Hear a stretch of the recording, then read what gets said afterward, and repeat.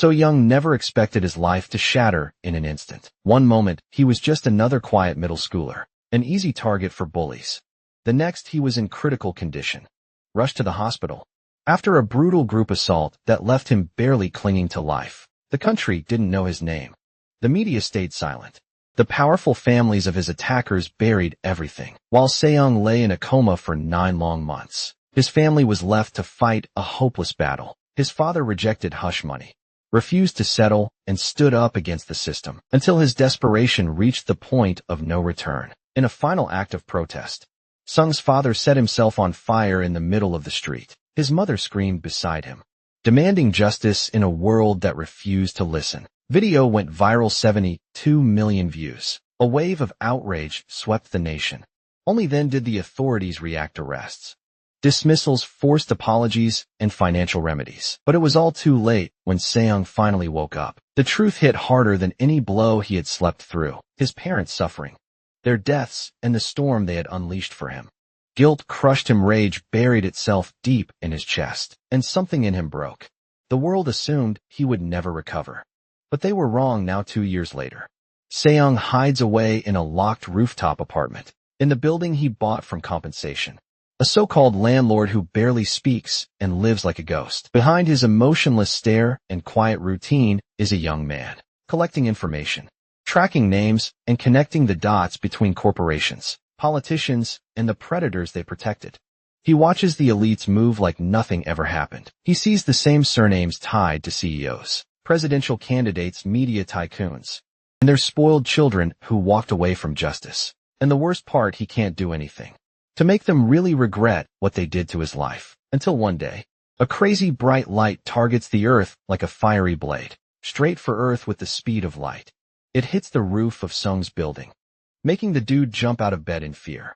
Freaking out big time, he has no idea what's going on, but he knew something big had just crashed. He thinks maybe it is a thief. Just as he is about to check out, he feels an eerie sense of shadows clinging onto him, and his heart starts pounding like drums. His hand got all sweaty and twitchy, but he decided to check it out. Then he slams the door open, and this blinding light hits him. When he can finally take a glimpse of what he is dealing with, his eyes pop out in surprise. There is this huge flaming sword stuck on his roof's terrace. On a bright day, something totally unexpected happens, which is definitely not on Seong's to-do list for today. He looks pretty out of it. After all, it's not every day a giant sword crashes into someone's rooftop. His mind races, flooded with thoughts about who could have had the power to pull this off, and why. By the looks of it, Seong's sweating bullets like crazy, trying to snap out of this feeling. He makes up his mind to check it out even further. This sword's appearance is quite familiar to something that's used in online games. Scratching his head, Seong realizes that it's a two-handed sword, a Zweihander massive enough to be his height when rooted in the ground. After a few seconds, Seong thinks of giving and not letting such a thing screw up his head.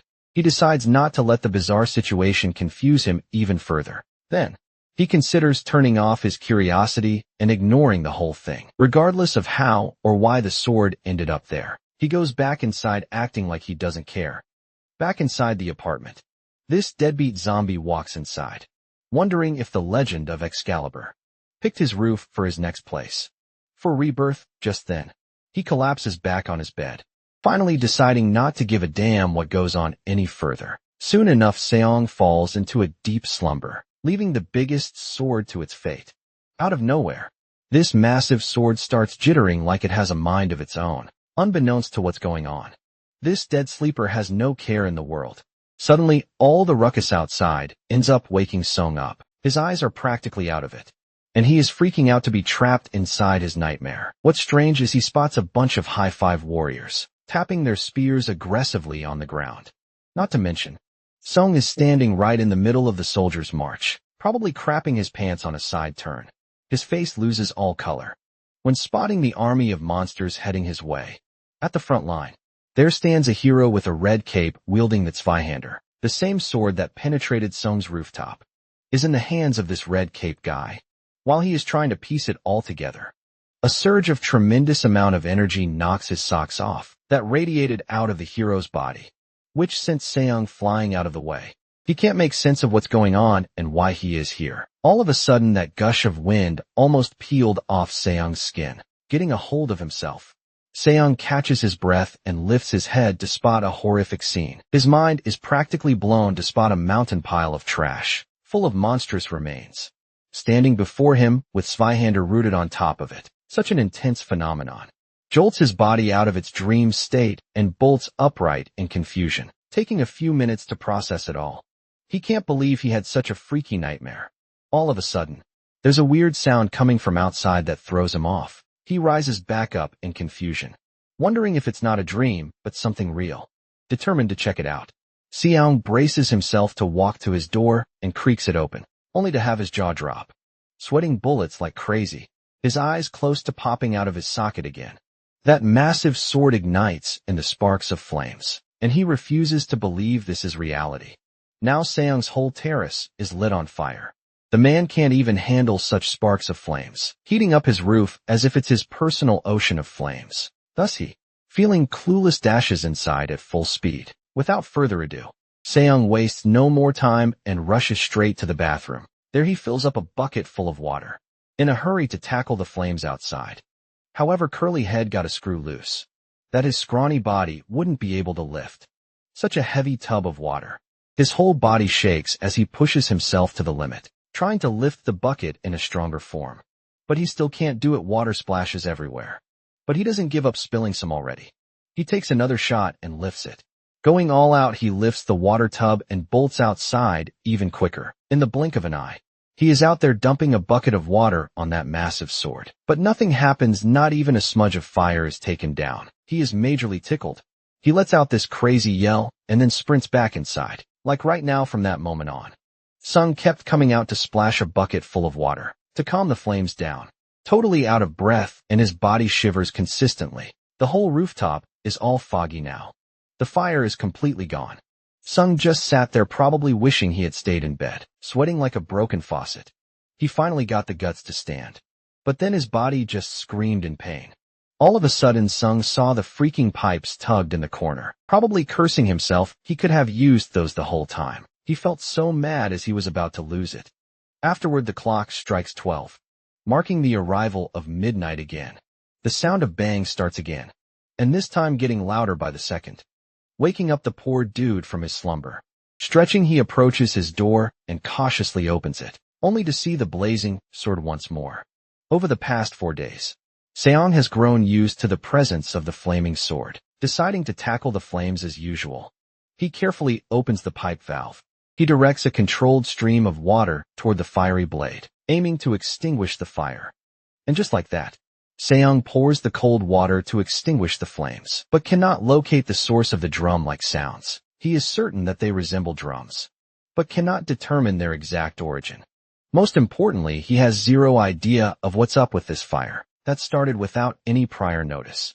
Seong finds himself unable to look away from the blazing sword, its presence captivating his attention.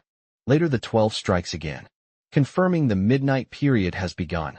Even in his sleep, Seong hears the banging like a song stuck on repeat. Now the sound's getting intense, banging in his head like it's a free service of crap. Right on time, as always once again. His sleep is totally ruined. Jolting up, he is completely fed up and about to lose his mind. This thing won't let him rest, and he's mad as hell, acting like a starving predator, ready to tear apart his prey like a piranha. The dude's mind is probably short-circuiting from all that nightly routine of water splash. And then it was midnight once again.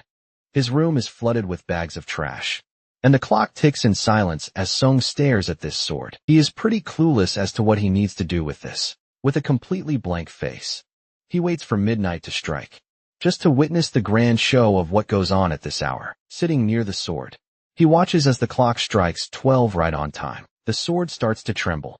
In a strange way, Seong is fully aware that the real action is about to begin, as he is completely locked in, just as the flames are about to burst from the cracked edge of the ground, where the sword is trapped.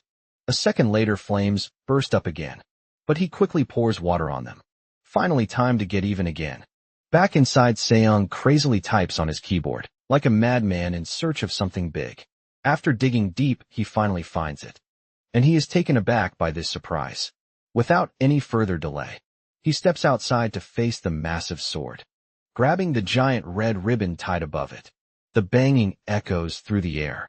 But Seong doesn't flinch. Armed with a cross and holy water, he steps outside to face the demonic sword.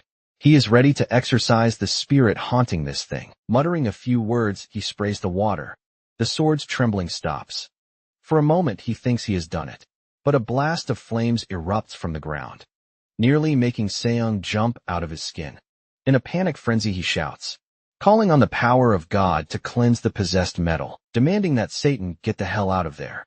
Hours go by, and now it's broad daylight. The poor guy Seong still stands in one piece. But that too, he barely made it through the night. The name of his Lord plays on his lips, but only a faint sound of his voice makes its way out, spraying holy water. He compels this demonic sword. This night-long ritual took every pinch of strength out of this guy, trying to make sense of the nonsense he was doing. He grabbed his head, completely overwhelmed. Panting heavily, Seong notices that for some reason, the fire doesn't seem to act up as much in broad daylight. It just goes out on its own during the day, although the flames were raging just moments ago. Looking up at the sky with the scorching heat of the sun, Seong has completely exhausted his body beyond belief with the fire, not looking to quit his usual stance at midnight. He believes it will start acting up tonight all over again, and the whole cycle will repeat itself. However, this dude has had enough of this crap, and has made up his mind to do something about it. Thus, without wasting any more delay, he declares that today he will settle this once and for all. Getting out of his toolbox, he picks up a sturdy hammer and grips it tightly, with the intention of relieving himself of this misery. Having a good look at it, this dude can't help but let out a creepy smirk. Taking a deep breath, he sprints in full-blown speed towards the sword, with a serious case of bad vibes. Seong unleashed a furious strike, hammering the blade with the full force of his being. Instead of a savage blow, the hammer's head snaps off the handle and straight up goes flying, smashing a hole in the wall behind Seong. This guy looks straight up confused. Holding the handle, he is just staring at it like an ape. Drenching in sweat, Seong grits his teeth in fury, and he seems to be at his limits. With that, the lad sprints like a speedster to get inside, probably cooking some new idea to batter this wicked thing. A minute later, Seong came out swinging like he had some heavy-duty backup. This serious burst out reveals a big bat, and Sung now means business. His eyes determined that this might have a good shot. Bat in hand, he squeezes it hard and rushes at the word, going full-on crazy. So he takes his chance to strike the sword for good, and lands a solid hit surprisingly. The impact bounces right back at Seong with the same force. That bounce back slams straight into his face, knocking him off balance as the bat flies out of his grip, letting out a blood-curdling scream. Seong screams in pain as it hurts like hell, but the lad isn't planning to back down at all. Bolting upright, he glares at the cursed metal, taking this as a direct challenge. He believes that if this thing wants a fight, it's going to get it thus. He is ready to go all out. Without skipping a beat, Seong grips the sword's handle tightly. The curly head wouldn't quit with the lines. Then a bang stopped him. A spark of flames burst out of the cracks again, catching him off guard, totally having zero to no clue. This guy won't understand how it got fired up again. With a mere touch of his, especially not even near midnight yet, that sort of throws him off. And then his eyes nearly jumped out of his head. Out of nowhere, a ball of fire lit up his face, scaring the crap out of him. This fireball, full of firelight, levitates in the air just when Song grips the sword tight. Within a few seconds, the fireball comes crashing down like a blazing beam, straight at Seong. It's pretty much intended to fry him on the spot, whether he likes it or not. Every nook and cranny of his body gets hit by the scorching hot, hellish light burning through his senses like wildfire. His skin prickles and his vision blurs. For a moment, it feels like he's being consumed whole and possibly puking fire. All of a sudden, he is being blasted by the countless memories of this sword that cut the flesh of many, the faces of every enemy it faced. Every blow it struck replayed in his head, building into a mental storm. He felt like his skull would crack. He was relieved every moment, from the joy of silly jokes to the pain of what was lost. Right then, the flames suddenly turned to smoke, and Seong finally manages to yank the sword out. Then he collapses to the ground. Completely wiped out, Seong faces his nasty ordeal, which earns him a huge sword. After having a beam blast through every darn cell of his body. It's early in the morning, and the neighbors are up, gossiping about the crazy fuss at the rooftop. That wouldn't just end already. One of them raises a question to others. If they had any idea of what's the deal with rooftop apartments. The last few nights have been quite bothersome. With all the noisy screams. Not to mention the neighbors have had it up here. And can't tolerate enough of the third floor's buzz. A woman nags about the non-stop banging sounds day and night. Enough to drive anyone insane. But one of the ladies' husbands seems oddly hooked on it, especially since no one has ever seen the landlord in person during the span of 2 years. The fifth floor people never had the chance of a face-off with their landlord. Not only that, they certainly have no clue what sort of entity resides above them, a man or a woman or their right age. This fifth floor lady has already called the manager this morning for a quick update on this madness. Turns out this freestyling gossip queen let him know every little detail of the rooftop, hitting quite the bangers already. She couldn't help asking if this all needed the police's attention. However, the manager puts her in her place and shuts her down. She reports, his polite demeanor suggesting others keep it to themselves, screams or no screams. That's a foolproof test to prove the landlord's lively status. His underlings are desperate to keep a lid on whatever's going up on the roof.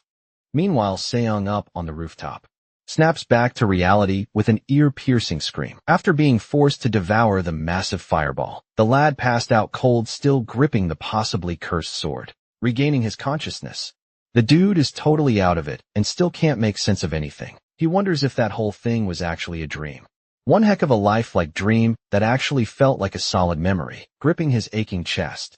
Song got hit with a tornado of emotions in one go: despair, joy, sadness, awe, anger, guilt, and hatred all felt raw at that moment, enough to pierce his heart.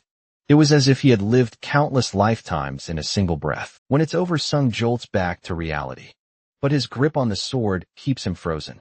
For a moment, he doesn't even remember pulling it out in such a rush. Not just that the traces of the sword being stuck in the roof have completely vanished, sending a chill down his spine. Not to mention he suspects the sword's length is at least 1 meter long since it got yanked out. Taking a good look at it, he expects the massive blade to have already torn through the floors, barely having the strength to lift this gigantic metal blade. Seong isn't the quitter, so he manages to somehow lift it up for a few seconds, until he loses his balance. But this time the sword ended up falling right on top of him, making his soul almost jump out of his skin. Moments later, he straight up pushes the sword and puts it aside like a good lad. That totally took a big load of strength. A single touch. Seong recalls the battling sword of the Pilgrim of Thunder and Storm, which is the name of this sword. Although he knows it's something derivative and not a true name at all, he still hasn't cracked the code, considering he hasn't done much lately. With no clue about what's happening to him, he knows one thing for certain. His courage and determination never get shaken, no matter the adversity. His will to break free burns stronger than ever before. Without further ado, Sung gets a hold of it, and finally channels all the memories regarding the countless battles. Just then, Seong's fingers certainly gained control of the sword. After taking a harsh swing, he again lifts it off the ground like a madman. Just as he tries to take another swing, the sheer weight of the sword sends a jolt of electricity through his entire body. Something inside of him surely snaps. Slammed to the ground head first. He lets out a scream of pure agony before passing out cold. Later, when he finally wakes up, he finds the crazy woman he has to call back with no other choice left. At some lunch meetups, Missy is laughing and having a great time until her phone buzzes. The moment she sees the caller, her smile fades. She knows that she has to take this one for sure, excusing herself in the coffee. Seong's cry for help got every cell on high alert. Rising with a quick apology, Missy wastes no more time in ditching her date with Yu Kwon. She bursts out of there in a hurry and rushes to get here, while completely missing Yu Kwon. Calling Bora upon arrival, Bora believes that it better be worth ditching her date on the spot. Like that, without further ado, Bora demands to know what's up with this deadbeat zombie. With a sharp eye and her close inspection, Bora notices the bandaged hand as if it had been broken or something. Without skipping a beat, this lady pressures him into spilling it out. While Seong feels a bit shy, she proceeds to ask how the heck he managed to sprain both his wrists. That one throws him off, and now he has got to cook up an excuse. Pressing further, she demands to know. Now left with no other option, he excuses himself about having done exercise that sprained his wrist. The mere thought of a workout from this guy cracks her up, bursting into laughter. She could not believe that the same guy, who hadn't strolled outside for the past 2 years. Actually did a workout, it's almost too much to process. Smirking, she finds the whole thing hilarious. She can hardly believe this guy of all people actually worked out hard enough to land himself in this mess. Her guess is either working out on the elliptical for 2 hours straight, or lifting weights about 100 times. Because there is no way such an impact can be made. Her smug refuses to fade as she stares into his eyes creepily. A sudden buzz of a message catches her off guard. Turns out Se-young's phone is ringing. And this boy surely has no stamina left to pick up his phone. Bora does the honors reading out the caller's name. Happy Realtor's Se-young hates everything about this, as she tends to pick up his phone. This ticks him off. The dude smells trouble from here on out. While Bora confirms it's Tae-kyung's phone. Upon asking, she tells the caller that she is a nurse from Haeun University Hospital. She goes by the name Kim Bora, in charge of Se-young's regular checkups. This whole investigation of Happy Realtor kind of seems to piss her off. However, something about screams makes her turn quickly, with a look that says she heard something seriously messed up. Now the caller desires to know if everything is alright with Se-young. At first Se-young flinches, but shakes his head hoping Bora doesn't rat him out. She assures the caller that he is in perfect shape, physically and mentally. Regarding the calls, Bora pointed out the kid is not great at answering there right. Then she launches into a rant about her own problems, especially how Se-young made it a rule to at least send a text if it was business related. Afterward, Bora straight up tells this kiddo to try acting like he is in good shape, or else the realtors would suspect something's off. Sung was having trouble lifting himself into a sitting position, but barely manages to battle his pain through it, and gets up to take his attendance at the realtor's call. After his roll call, Bora takes it up from here, clearing things out with the realtor. After she is done, she wonders what's wrong with this guy. She casually brought up that the neighbors are upset by his screaming, which has been keeping them up for the last couple of nights. But Sung is in no mood to share his troubles. However, he is certain this chick wouldn't back off. Without further ado, he admits to feeling a lot more frustrated, like his heart is out to explode like confetti. Bora itches to discipline this weirdo, but gives up. She proceeds to feed him.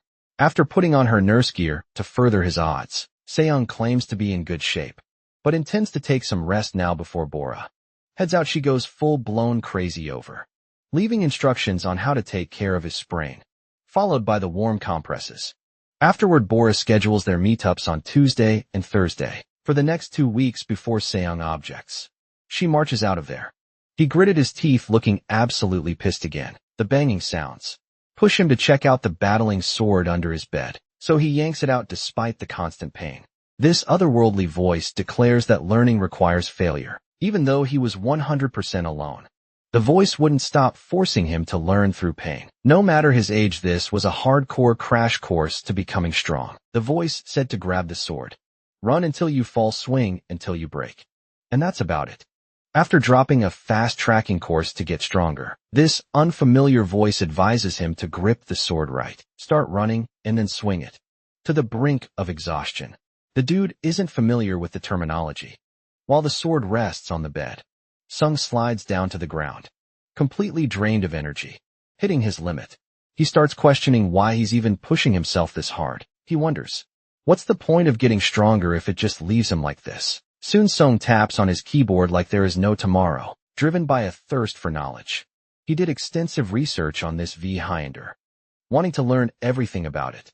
Among all, he chooses a Korean guy's 4-month practice video for two-handed sword training. Time to go all in. Se-young's focus shoots through the roof, thanks to the unusual circumstances that lead to this. His eyes locked onto the blade. Barely blinking, his focus is unwavering. He is learning to slash his enemies with minimal movement. Bearing witness to this, Se-young can't help but wonder if it's possible by his own hands. At that moment, he squeezes the heck out of his leg. That's no cakewalk when his whole body feels like a brick, unwilling to move. But his mind wouldn't unhear the creepy voice's commands. His mind cooked a million thoughts to this ordeal, trying to make sense of it all. Soon after, Bora drops by to take a look at Se-young's injuries, which are surprisingly healed way before a set time of 3 weeks. Cutting to chase, Bora suspects Se-young of using illicit drugs, but Se-young's not up for a chit-chat. Without wasting any more time, she advised him to take a rest and cut shady things off his to-do list, or else she will get in trouble. Waving her off, his casual gesture of getting out infuriates Bora, who slams the door shut, getting all the room for himself. He confirms this wrist injury will take exactly 3 months. According to the nurse, a harsh whisper echoes through the room. That a ready sword left untouched is a mark of a fool. Seong figures out the voices are leaking out of his memories outside. He tightened his grip on the sword and gave it a full swing with all his might. Sadly, the weights of this massive, two-handed Zweihander aren't easy to just lift, especially for a kiddo like Seong. At first, he decides to work hard on building his stamina and strength. Recalling the instructions, there is a need to run outside, to master swordsmanship at the basic level. Come to think of it, the thought of stepping outside sort of flinches him. He hadn't left his upper floors or interacted with anyone nearby for the past 2 years. Even now he feels chickened out, saving the stamina thing for later.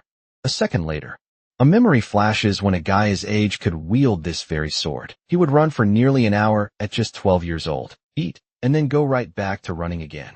Shaking from the burden, So Young straps the giant sword to his back, deciding to do push-ups. Considering his unusual no-workout lifestyle for a long time, and the sheer weight of the sword, he figures he can probably take on 10 with the sword tied to his back, but then dripping sweat like crazy on his first trial. The guy feels like he is staring death in the face, settling just for one push-up. He lowers himself only for the sword's weight to crush his face straight into the ground. The whole thing is driving him crazy. Feeling defeated, he gives up for now. Then he grabs a couple of cup noodles to recover his strength. But once the sun sets and fewer people are around, Sung heads out with his sword still strapped to his back. He is ready to start running again. With a long tack, Sung, strapping the battling sword Zweihander to his back, is ready to march outside, determined to pull it off. He wishes to make a good run. Reaching the stairwell, this dude chickens out badly, deciding to only run up and down the stairs instead, to avoid interaction with anyone downstairs, without skipping a beat. Seong's every step is a soundless tap to the ground. Not to mention his whole body is practically vibrating, like every nook and cranny of himself, begging him to bounce back to his bed. Even if chills run down his spine, he continues to chant that he will run till his exhaustion gets a hit. He is not one to back down. Not now, at least. His continual shivering intensifies, and his mind turns into a chaotic mess. After just one floor down, his body already feels like it's about to give up. The dude is losing his mind now. All of a sudden, his sword's tip strikes the stairwell. That's when Seong loses balance and trips over the stairs. Pretty nasty, he rumbles down the stairs, crashing like a human cannonball. Then he meets the ground with brutal force. After a few backflips that slam his face to the ground again, the mysterious voice from his mind reminds him that he still has a long way to run. Better pick up the sword, close to weeping like a wimp. He barely gets a hold of himself. But his determination is still not shaken enough. Even now, clenching his teeth hard, Seong refuses to back down. No matter the cost, he is determined to run. Drenching in sweat, each step draws a new horror on his face. He is trying to keep it casual by coming down the stairs, but deep inside he is scared to his wits. A few steps down, he would get a hold of the fence, trying to process it all, panting heavily. Seong never imagined that it could get this brutal on him, but here he is struggling harder than ever. Getting down, he is marching back up at the same pace, going back up to the roof. He finally catches his breath after pushing through 4 laps. Out of nowhere, eerie, shadowy images of his past flash before his eyes. His body stiffens as the memories roll, drowning him in fear, feeling like he is about to lose it. The fierce flames inside him still burn. That's enough to snap him out of this cowardly zone. And he is eager to do one more. Strapping the sword back on, he steps out, determined to prove himself later. On the 3rd floor, Hag almost jumps out of her skin to see a pile of trash bags flooding the ground. Moving on, Seong's phone rings a bell, while he is busy taking a nap with holding his sword.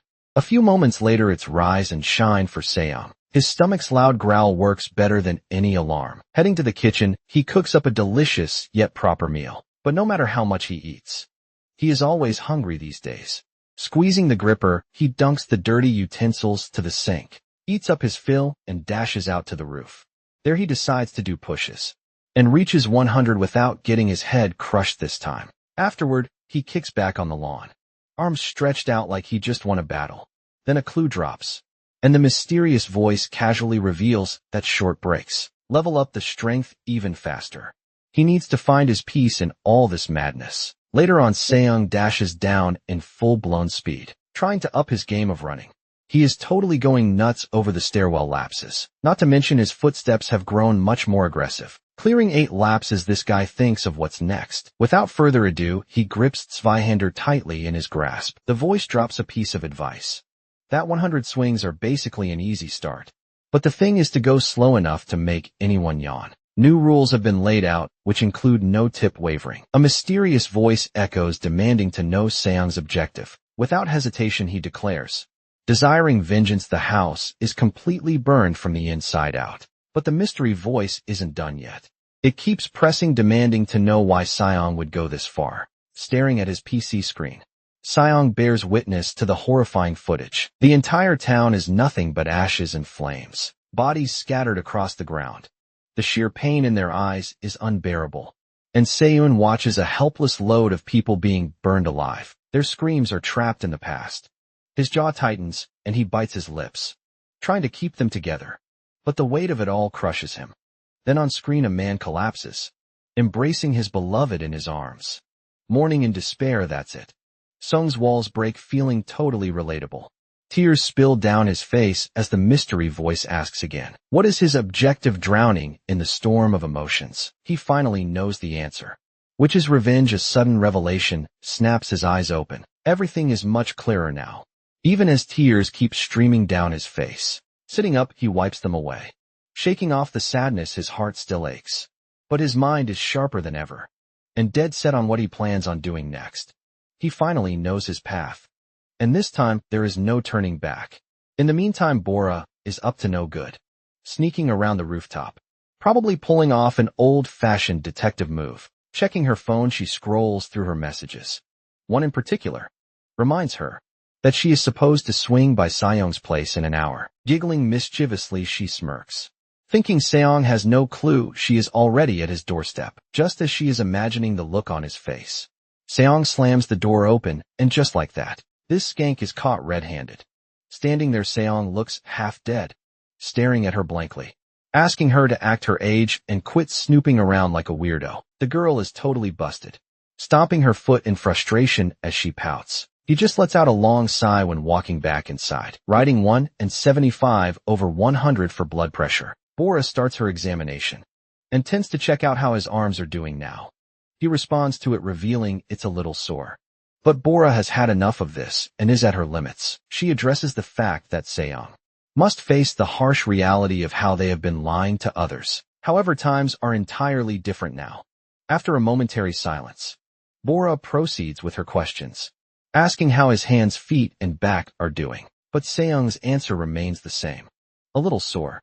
The same old deadpan response hits a nerve, and Bora instantly growls, on the verge of roasting this deadbeat zombie. She retracts back, keeping her cool.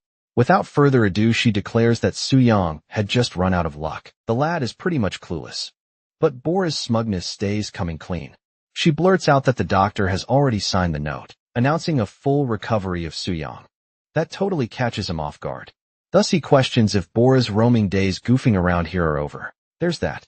Bora decides that Seung's hardcore introvert phase is officially over. If he keeps this up, he might actually go back to school and enter 8th grade as a 17-year-old stuck with a bunch of kids. In no time, Seung gets right up in Bora's face, practically fuming. His rage dials up to the max. That he isn't going to school. He growls, making it crystal clear. Meanwhile, Bora is totally thrown off, and she stares at him, stammering like a malfunctioning doll. Just then, her jaw nearly hits the floor, and wondering why this guy is so tall, she jumps out of her seat, eyes practically scanning him. She can't believe Seung is this tiny, scrawny kid who wasn't even 160 centimeters before, and is now way past 168 centimeters, her height. Yet here he is standing way taller than her. Bora shakily orders him to stand there for a moment, and does a thorough checkup, only to find Seung's been working out. Though Bora gets the kids to grow fast, she can't fight the urge to grab Seung's pecs, calling him a legit beefcake. Later during the training, Seung hears the mystery voice declaring that a set mind to achieve strength must chase unparalleled power. Knowing only fools separates the strong from the weak, fighting over rank and status, when there exists only one No two skies or suns, it stands as a singularity alone in its power. Moreover, there is the vow of indomitable, the blessing of the sword, and the essence of conviction. To achieve these, he must run to exhaustion, breaking his limits, and swinging the battling sword 10,000 times without rest. Only then will true power be his. The word burns into Seong's mind. Compared to the guy in his memories, he is just scratching the surface. Thus, he needs to train much harder. A year later, a major announcement shook the nation. Jang Sung-chul, elected as the 21st president, refuses to make empty promises or excuses, and hopes to prove that love for the nation outweighs self-interest. His lackeys cheered, believing that their boss, Sung-chul, made his dream real. As congratulations pour in, Chairman Lee of Shinjin Corporation calls, praising Sung-chul's victory and promising to gather the family. He means that the kids have suffered enough in the States. While Seong watches Sung-chul's speech about hope, and feels nothing but disgusted.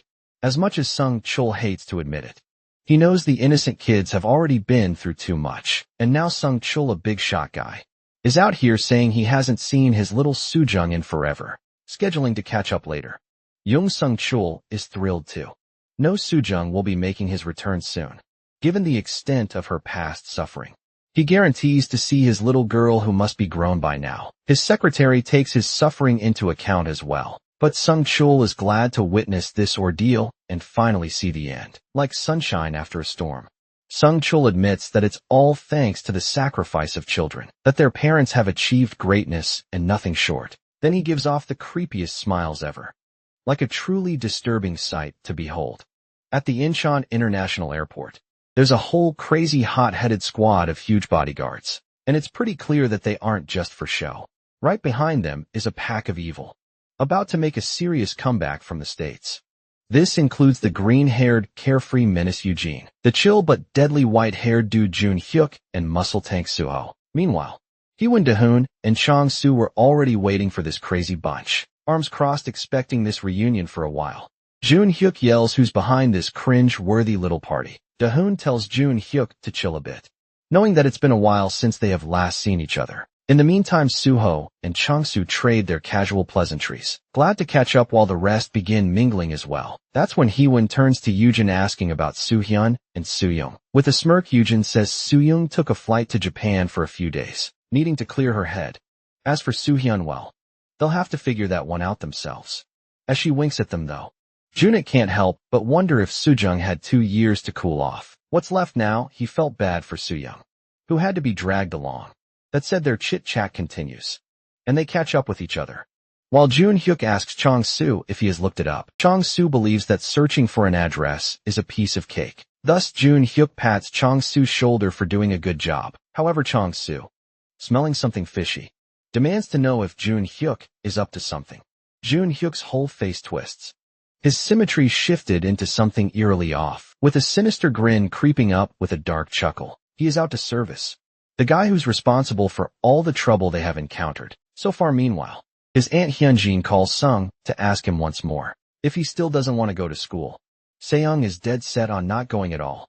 She reminds this kiddo that he can't choose this way of living forever, while dropping an offer for Seong to come live with her instead. She thinks the States might be a good change for him, where anyone has no clue. Seong cuts her off, confessing his fear of the outside world.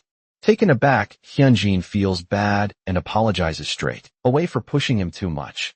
Seong reassures her, saying he knows that she is worried sick for him. That said, he ended the call hoping he would take good care of himself. Meanwhile, Seong's game plan is locked and loaded, and he is ready to rip that whole bunch apart, with no such thing as mercy.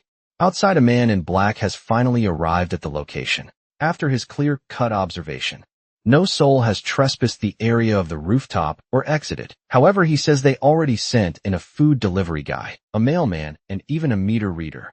But still no word on whether the target's inside. Thus, he gets his orders straight. Meanwhile, Chang-soo hears about some shut-in from him. Frustrated, Jun Hyuk yells about how hard it is to get one damn pic of that freak. But Chang-soo argues that Seong never even steps outside. No school, no fresh air. Jun Hyuk's losing it. He is convinced the guy is up to some really weird stuff. Chang-soo suggests breaking in, dragging him out, beating the crap out of him, then delivering him straight to them. That plan cracks Jun Hyuk up, but he tells Chang-soo to chill. until they polish it up to Sahayan standards. Then for a little inside scoop, Jun Hyuk drops a bomb. That Sahayan got a direct invite from the Yakuza in Japan. That throws Changsu off, turns out. So Young's smooth-talking friend zoning got them connected with some top-dog parents in the Yakuza now. So Hyun's decided it's time to gift that loser So Young a little something special.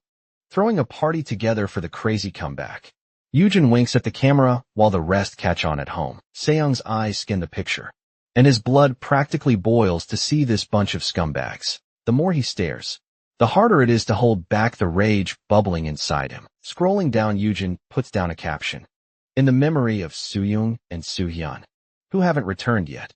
They wish to get the whole gang together under one roof. Down the post, Jane Crystal replies that they will join them real soon. Having seen it all, Seyoung bets that they aren't the only ones waiting for so long. Back home, people are hyped to see Sahayan and Soo-jung back, after years in the States. At Narita International Airport, they're welcomed warmly with one lady, straight up shocked that they were told this would take another year, or two at least. But there they are standing smug. Proving her wrong, she is outright impressed. Guessing Soo-yan's dad's presidential powers are already working their mojo. Either way, she acknowledges the hell these two went through in this period. Moving on, they are being smoothly escorted to their limo. The other pair plans to discuss so much as they go. As it turns out, Lee Soo-hyun is none other than the son of Lee Ju-young, chairman of Shin-jin Corporation, while Jang Soo-jung is the daughter of Jang Sung-chul, the freshly elected 21st president. Inside the limo, this bunch sits comfortably, discussing the matters that actually matter. Breaking the silence, the muscle tank knows what's up and is also aware of Sahayan's style of wasting no more time. He finds it totally relatable and thinks it's better they get to the point. That straight-up attitude takes them by surprise. Hence the sassy lady over here takes the chance to brief them on the current affairs. Without further ado, she smirks, revealing that Ryo Hai has everything all set since his preparation took a start. When he heard of their arrival to Japan, Sahayan is totally grateful to these guys, but Muscle Tank believes it's their honor, as he never imagined coming across the likes of Soo-jung. It's not every day that one bumps into the daughter of the Korean president while studying in the States. Soo-young wastes no more delays to thank Ryohei for pulling this off. Showing respect to Ryohei's efforts that played so far, she made absolutely sure he understood he would never be forgotten. Playing a wicked smirk, he considers this all a reason for their friendship. Additionally, he tends to spice it up, revealing that his father, head of the Samdo syndicate, invested a unique level of effort in supporting their affairs. Now let that sink in further on. Soo-young checks if all the preparations are in order, confirming if they could leave together first thing tomorrow. The concept of leaving together threw off the other two. Ryohei casually suggests they just kick back, enjoy their time here, and head back whenever they feel like it. That totally catches them off guard. Things just got real really fast. Soo-jung and Sahayan's faces of horror kind of crack the yuck as a pair. Soo-jung presses Ryohei for answers, demanding to know what's really going on, while Sahayan's eyes twitch. His nerves are clearly on edge apparently. Ryohei breaks the silence, casually mentioning that their men had a business trip in Busan, having an early morning chit-chat. Ryohei assigns Soo-jung to give them a call. Just as they arrive in Korea to arrange a meeting, he casually explains that their people knew they would be handling the final steps himself, so they better put the finishing touches by themselves. Sahayan stays chilled, unfazed as ever, while Soo-jung bursts out laughing, realizing that Ryohei's little prank just had them nearly jumping out of their seats. All of a sudden, Sahayan receives a little text that ticks him off. As his rage fuels, Soo-jung catches wind of this. Asking what's with him, Sahayan hands it over, letting her see for herself. The moment Soo-young lays eyes on the info, she lets out a loud scream, and it completely throws her off. As it turns out, Jun Hyuk texted this duo, confessing to having finally lost all patience to keep himself in check. Thus, he decides to mess with their new toy, as it has gotten boring to wait for their arrival. At somewhat midnight, two retarded weirdos are hurrying over to beat up a measly little middle school dropout, mocking the lives of the residents who have their lights out at 11:55, already parking at the front. Macho Freak decides to deal with this mess solo, as two men ganging up on one middle schooler sounds embarrassing. He hopped out of the car, told Baldy to keep his eyes on a lookout, and went to whoop the kid's bum. Macho Freak is absolutely raging. that he's stuck doing all the crap work. And he is ready to beat up the kid for a bit and drag him out later. Later he picks up the lock and kicks open the door to the roof. With a lot of thoughts piling up, he wonders why no window. But then he recalls seeing a ceiling window in pictures. However, the apartment is strangely open and totally dark. Meanwhile, Baldy wonders what's taking him so long. Checking his watch, Baldy has grown annoyed by the time that Freak is taking to make the punching bag out of that kid. The lad doesn't know the value of time or what, leaving him no option. He storms in with a bad case of attitude and reaches the roof in time. What surprises him is the door has already sprung open, and Baldy thinks that Freak is quite flashy for a kidnapper-like, who would announce to the world that they are kidnapping the kid. Without skipping a beat, Baldy intends to take a look inside, figuring out how much longer it's going to take. Right then a big hand leaps out with no prior consent and grabs Baldy's face out of the blue.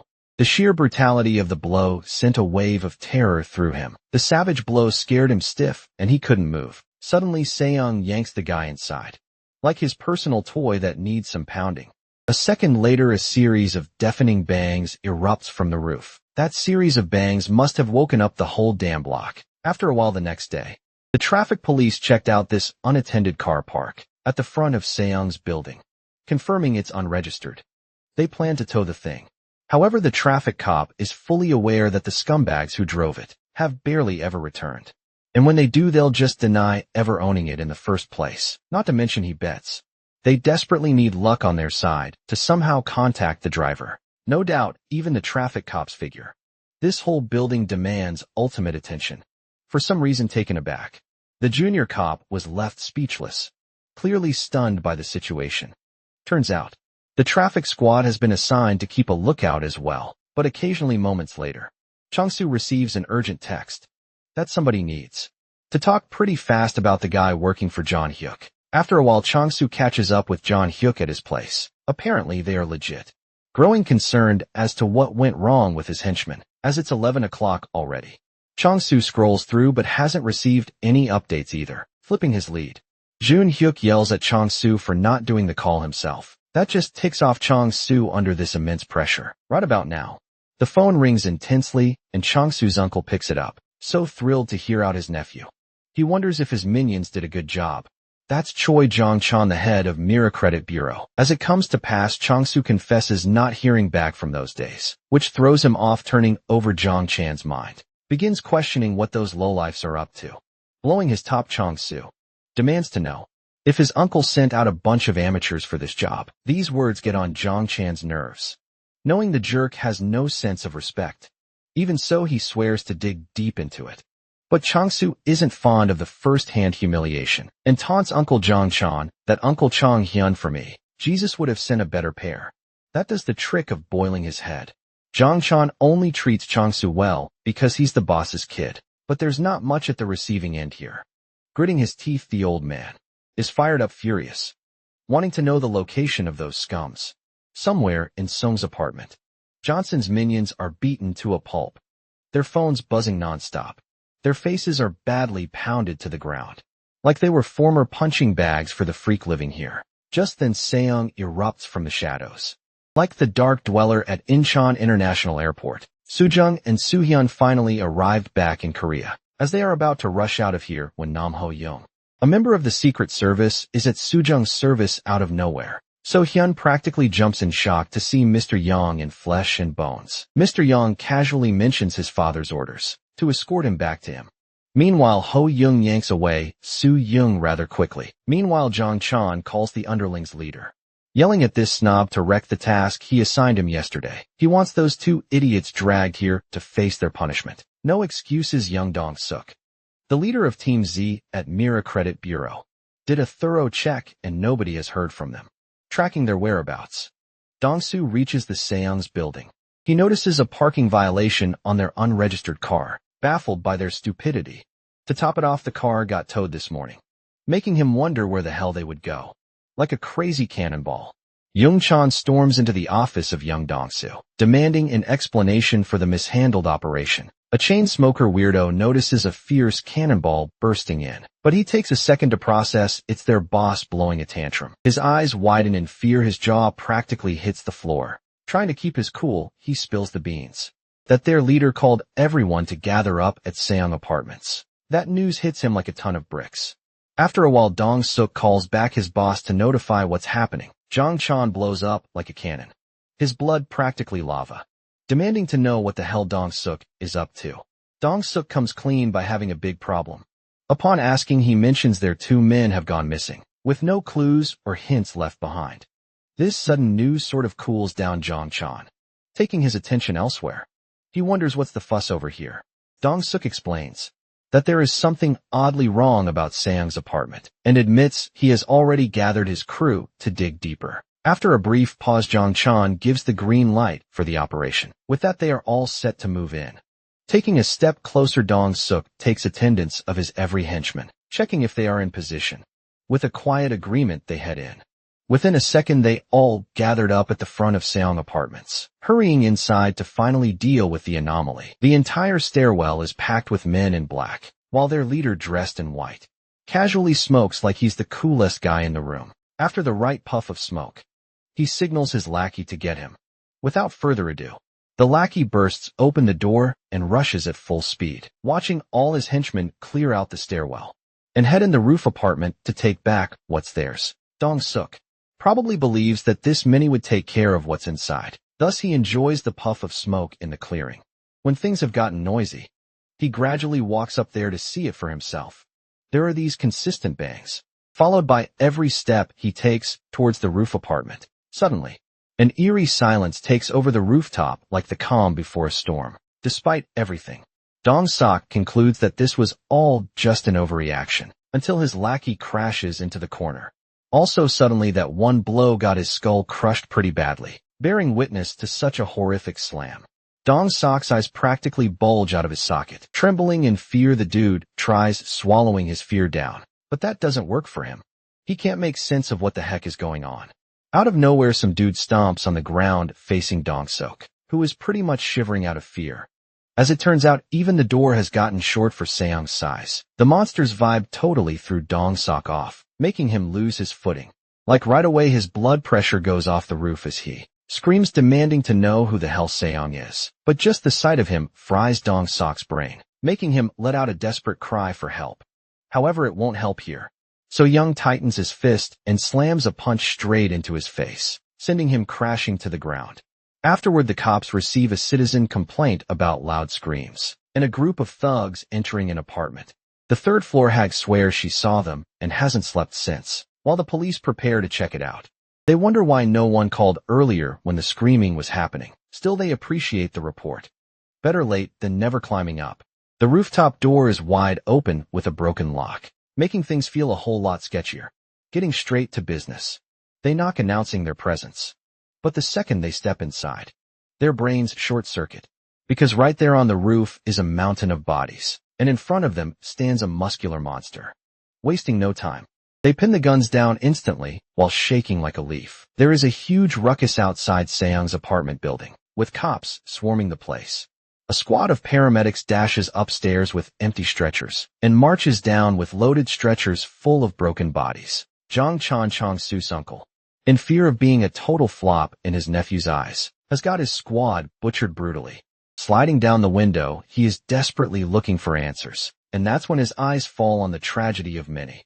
Seeing all those bodies crushed to a pulp, Young Chan's eyes practically pop out of his head. Sweating bullets, the man hasn't seen such a bloodbath like ever. On the other hand, cops hold Sung down for questioning, asking for his residence registration number. But this muscle man doesn't know what's that. The cop tells him straight up that repeating himself won't help. Taking a deep breath, Seong gathers his nerve and spills the truth. In one shot, he blurts out that he is turning 18 this year. That's why he doesn't have a residence registration number. As soon as the words leave his mouth, the cop's face twists in pure confusion. He listens as Seong finally says his full name. Tak Seong, back in 7th grade. He dropped out of New Kwang Middle School. But the reason he dropped out isn't something he can just spit out. He bites his lip, trying to keep the pain from showing. The cop grilling him is completely thrown off, while another officer quickly reports to his boss that this kid is Taeyong. The other cops suggest they back out. Facing the chief with this mess isn't easy, especially with an 18-year-old kid who took down a whole squad of fighters. But the real kicker is, The guy they're talking about is nearly 2 meters tall, and named Taeyong the chief, just size, saying that even if he had stabbed them or snapped their limbs, he's still legally a minor. Plus the whole thing went down in his own home. The cop reporting, can't believe the chief isn't holding him accountable, just because he is listed as a minor. Laying out for the dimwits here. The chief states that it's a free zone for the journalists to poke around if things go south without hesitation. He just tells the other 2 cops to wrap this up. Amidst the bloodshed that went on here, which practically painted the walls crimson, the lead cop ends the call looking utterly disgusted, and just like that he makes the call to pull out. No second thoughts, no cleanup. He is just done, and with that, they storm out, leaving Seong standing there completely puzzled. After all that mayhem, Seong calls back Aunt Hyunjin, finally giving a yes to her offer to stay in the States. A smile creeps onto his lips as his aunt lights up, just as much thrilled at the idea. She suggests running it by his uncle to sort out a schedule, but Seong shuts that down instantly. No need for that now. Instead, he talks about taking a year-long trip first. He feels like exploring the country a bit while he's still young, as going abroad is a little dangerous for a minor like him. But Hyunjin brings up his education, worried that this year-long trip might just push it back even further. He needs to get back to school soon. That thought alone frustrates him. Gripping his sword tightly, he can't shake the feeling that he has been shut inside for too long. He wishes to breathe, only then he can figure out his next move. Seong makes up his mind and tells her the house will be empty for a while, and he won't be able to stay in touch much. Despite that, Hyunjin hopes they can still keep in contact. Therefore, Seong needs to take time off. Junhyuk calls Changsu in frustration, demanding to know what's taking so long. It's been 2 days, and he has heard nothing. Changsu explains that he tried reaching his men, but no one answered. Furious, Junhyuk sarcastically thanks him for making him endure. Soo-yeon's smug face, again totally pissed. He yells that Changsu still can't follow orders, just like in middle school. Equally ticked off, Changsu tosses his phone away. Right then Suho calls, informing him that Sahayan wants him to bring the photos of Soo-yeon's whereabouts. Then Changsu briefs Sahayan and the others about Soo-yeon's hideout on the rooftop, but still no photos of him. Sahayan orders Suho to send it all to Ryohai's men in Korea, ensuring no loose ends this time. He refuses to repeat the hellish 2 years they have suffered. Shifting gears, Soo-yeon brings up Junhyuk's words about playing with their new toy and demands an explanation. Totally clueless, Changsu denies knowing anything. Meanwhile, Suho guarantees that the scum will be brought in within an hour. Sahayan responds with a chilling smile. Soon enough, a new herd of men in black. This time real pros are ready to settle the score with Seong. The operation begins. The operation to end Seong is officially underway. LED by Baldy, who is mobilizing this task alongside his beast-like partner. With everything set, the operation commences. Without further ado, this swarm of reckless, manly beasts marches to the rooftop building and bursts open the door. This power duo storms in, like they're auditioning for a men's fashion show. Just then, Baldy warns Kenta never to let his guard down, even if their target isn't even 18. Especially after seeing the walls practically painted with the thugs' blood. Cracking their knuckles, they are gearing up for a showdown, and it's all set for whoever is left standing in the end. Baldy tends to take the first turn here, ready to kick things off, but Kenta pats his shoulder, signifying the eerie vibe coming off that bloody door. The first time he mutters words out is to tell Baldy that there resides a beast inside. The bald head looks stunned to see Kenta, keeping a next level of caution when he hasn't even seen the target yet. He believes their target is keeping a vicious dog with a nasty habit of tearing things apart, but it's awfully quiet down here.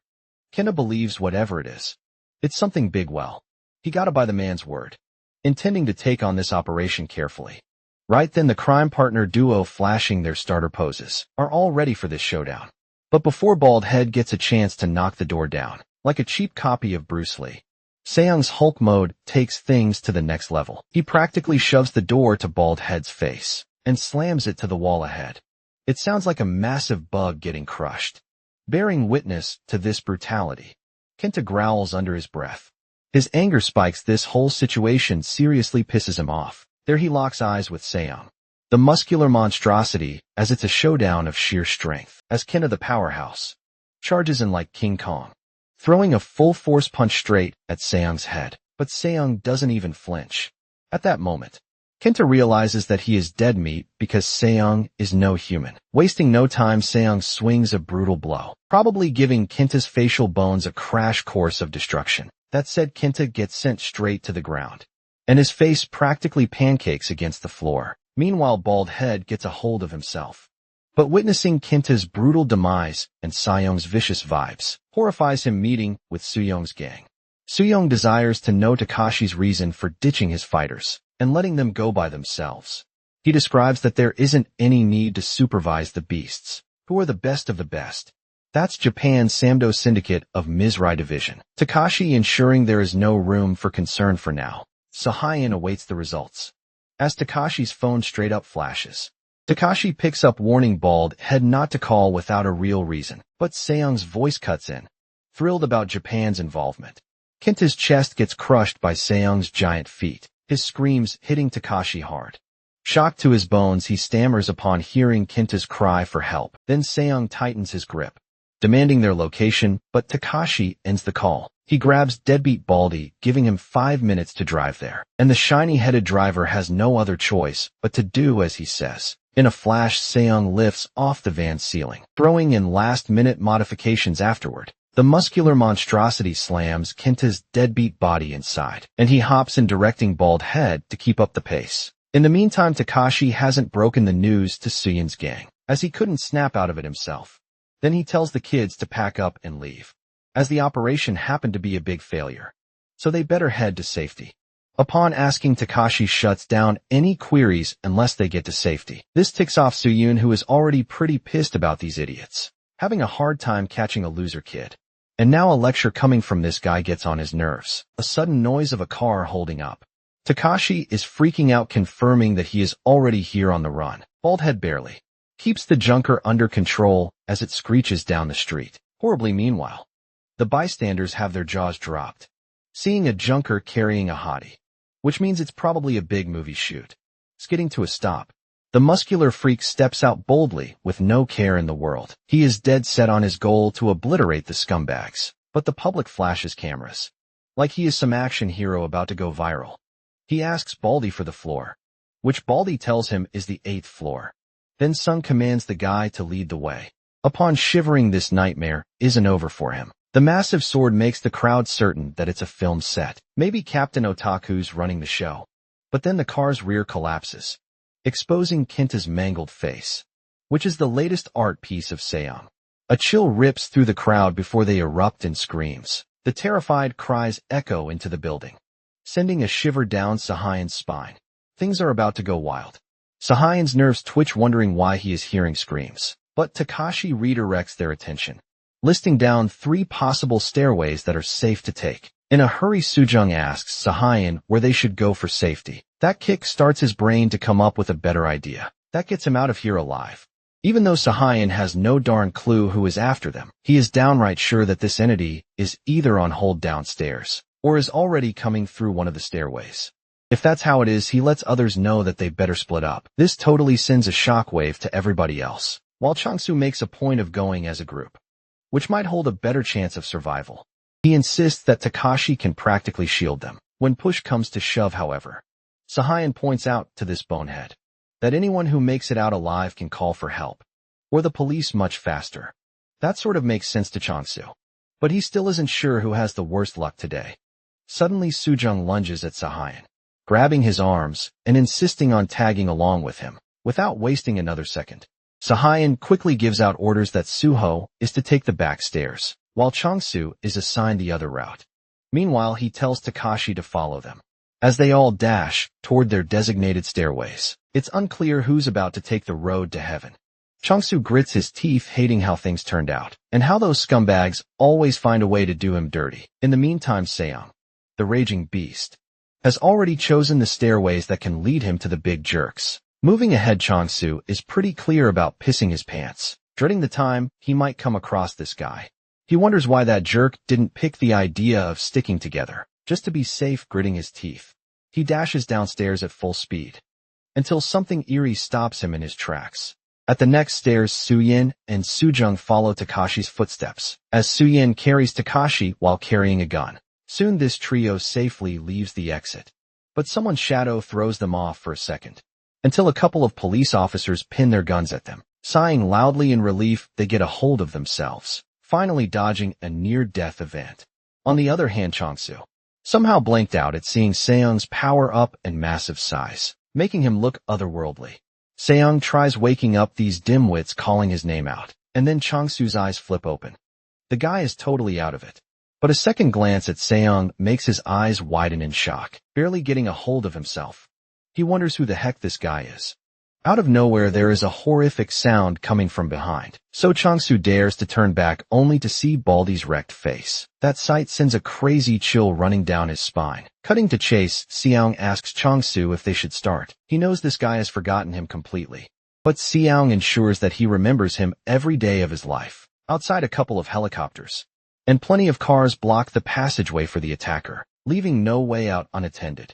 Without further ado, using a speaker, they loudly yell, not having any clue who resides inside with the intention of harm. They are dying to know Seung's true intentions. But he calls out to Chang-soo. Chang-soo has no clue how he knows his name. That's when this muscular freak declares being Taeyong, and now Chang-soo is pretty screwed, dropping a huge bombshell on this dumb face. Chang-soo, his jaw practically hits the floor. Taking a look back, this jerk doesn't recall Taeyong looking anything like that, but his mere confession of being Taeyong in flesh and bones surely reminds him of the times he kicked the kid in the guts. Those horrible times. Payback is about to be fatal for this guy, whose face is like he has seen a ghost freak down there. The lead cop directs their orders to search the background of Taeyong. He commands to ring the students transferred to the hospital, asking if this name sounds familiar.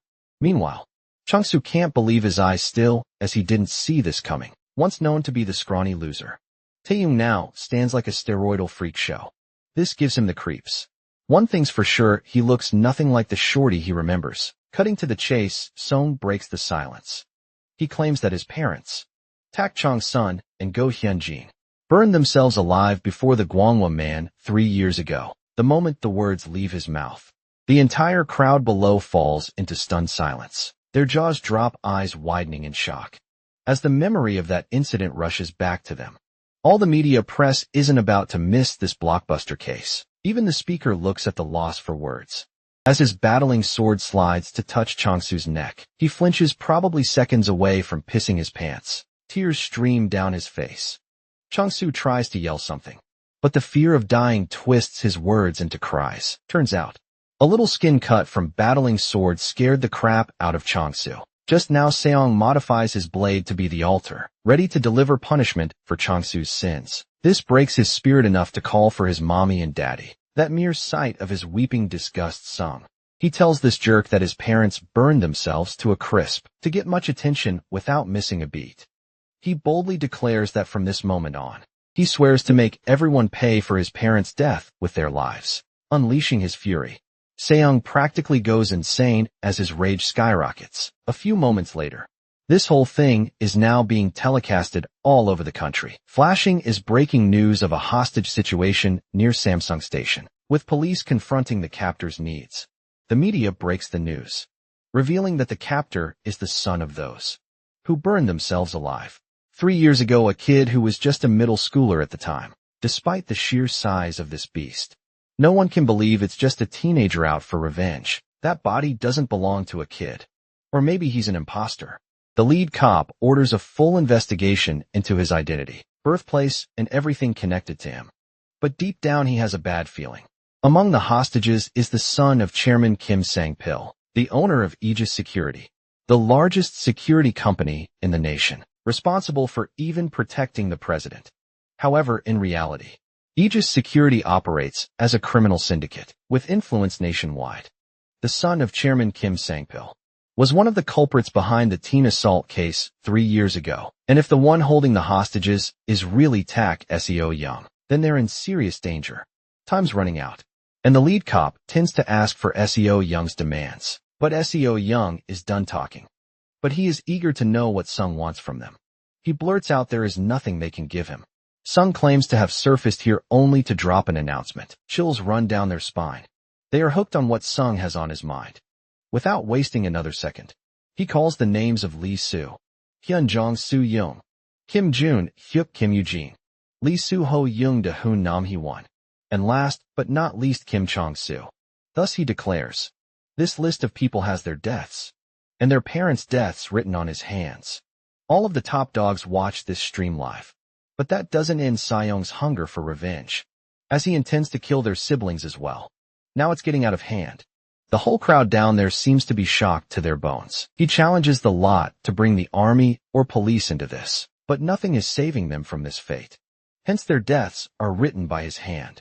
No matter what, if they fail to capture him, or worse, if they cross his path, he won't hesitate to kill them. Chong-soo finds his lost voice, threatening Seo-young that if his father hears it all, he is soon destined to live the rotten life of a cockroach. As Seo-young shivers a little, Chong-soo thinks he is the same old loser. But Seo-young's quick turn terrifies the heck out of him. Wasting no time, Seo-young calls this a declaration of war. With a single swing of his blade, he takes off Chong-soo's head, sending it crashing to the ground like a discarded ball. In a panic frenzy, the people down there witness the brutal scene, only to be left frozen in fear. Seo-young plants his battling sword into the ground, standing like an absolute menace. Nothing about him looks like a loser. On the other side, the chairman of EJ Security and his men are shaking with rage, unable to believe what just went down, watching it all unfold live on their tablet. They lost their son in mere seconds. Slamming the device shut, the chairman is dead set on making Sung regret the day he ever laid a hand on his son, tears streaming down his face. The devastated father of Chong-soo has his spirit broken, desperate for blood under the weight of losing his only son, unable to contain the overwhelming grief. Moving on. The 21st elected president bears witness to this horror story. His face settles into an eerie calm, and his mind spirals with heavy thoughts. But he wastes no time and dials the commissioner. Moments later, the commissioner picks up, only to realize it's none other than the top dog himself, Lee Sung-bak, on the other end. Thus the president demands to know why Lee Sung-bak hasn't given straight-up orders to kill this guy. Seeing Seo-young's fierce stand, even the lead cop knows that he isn't a match for this dude, or else he would turn him into his punching bag. Without further ado, he gives out orders showing they have a full-blown order to kill. That a flood of urgent requests piles up, all directed at the lead cop, urging him to take charge of what's coming next. They are informing the lead cop to handle what's about to hit him without hesitation. There are practically 3 snipers set in this area, already aiming at the target. The kill order is in motion and the snipers are locked in position. 3 shots remain.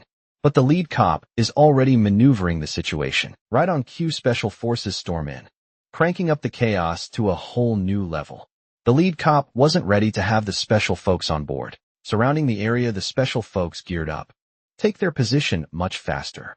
That kind of gets on the cop's nerves. While Seo-young watches the roaches crawl on the ground in fear. Just as Seo-young is about to say something about the police, a sniper round rips through his skull. In a flash, the entire crowd freezes and time sits still with eyes wide, jaws dropped in an instant.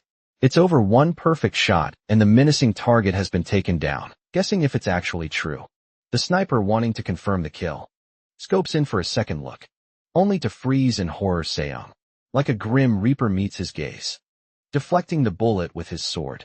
The radio crackles, informing the whole nation that Sniper 1 terribly missed his shot at killing this guy. Instantly, the lady cop feels the weight of orders from the top dogs, constantly asking to take him down at all costs. There he snaps, directing his squad to shoot at Seo-young now. But just as they shower bullets, Seo-young jumps from one building to another, as if it's like a walk in the park. Their jaws hit the floor, wondering what else they were about to witness today. With numerous people bearing witness to his stance, even the special forces feel at a loss for words. Swooshing in the air, this menacing power beast practically makes good use of battling sword. By wrecking the buildings, one by one, Seo-young moves forward, safely reaching his spot, hoping to pick his path, slamming on the ground barefooted. The police squad hurries over here, practically stopping them from pulling a swift escape, informing others. All the cars on standby get an alert and start to follow their path as the car rushes towards him.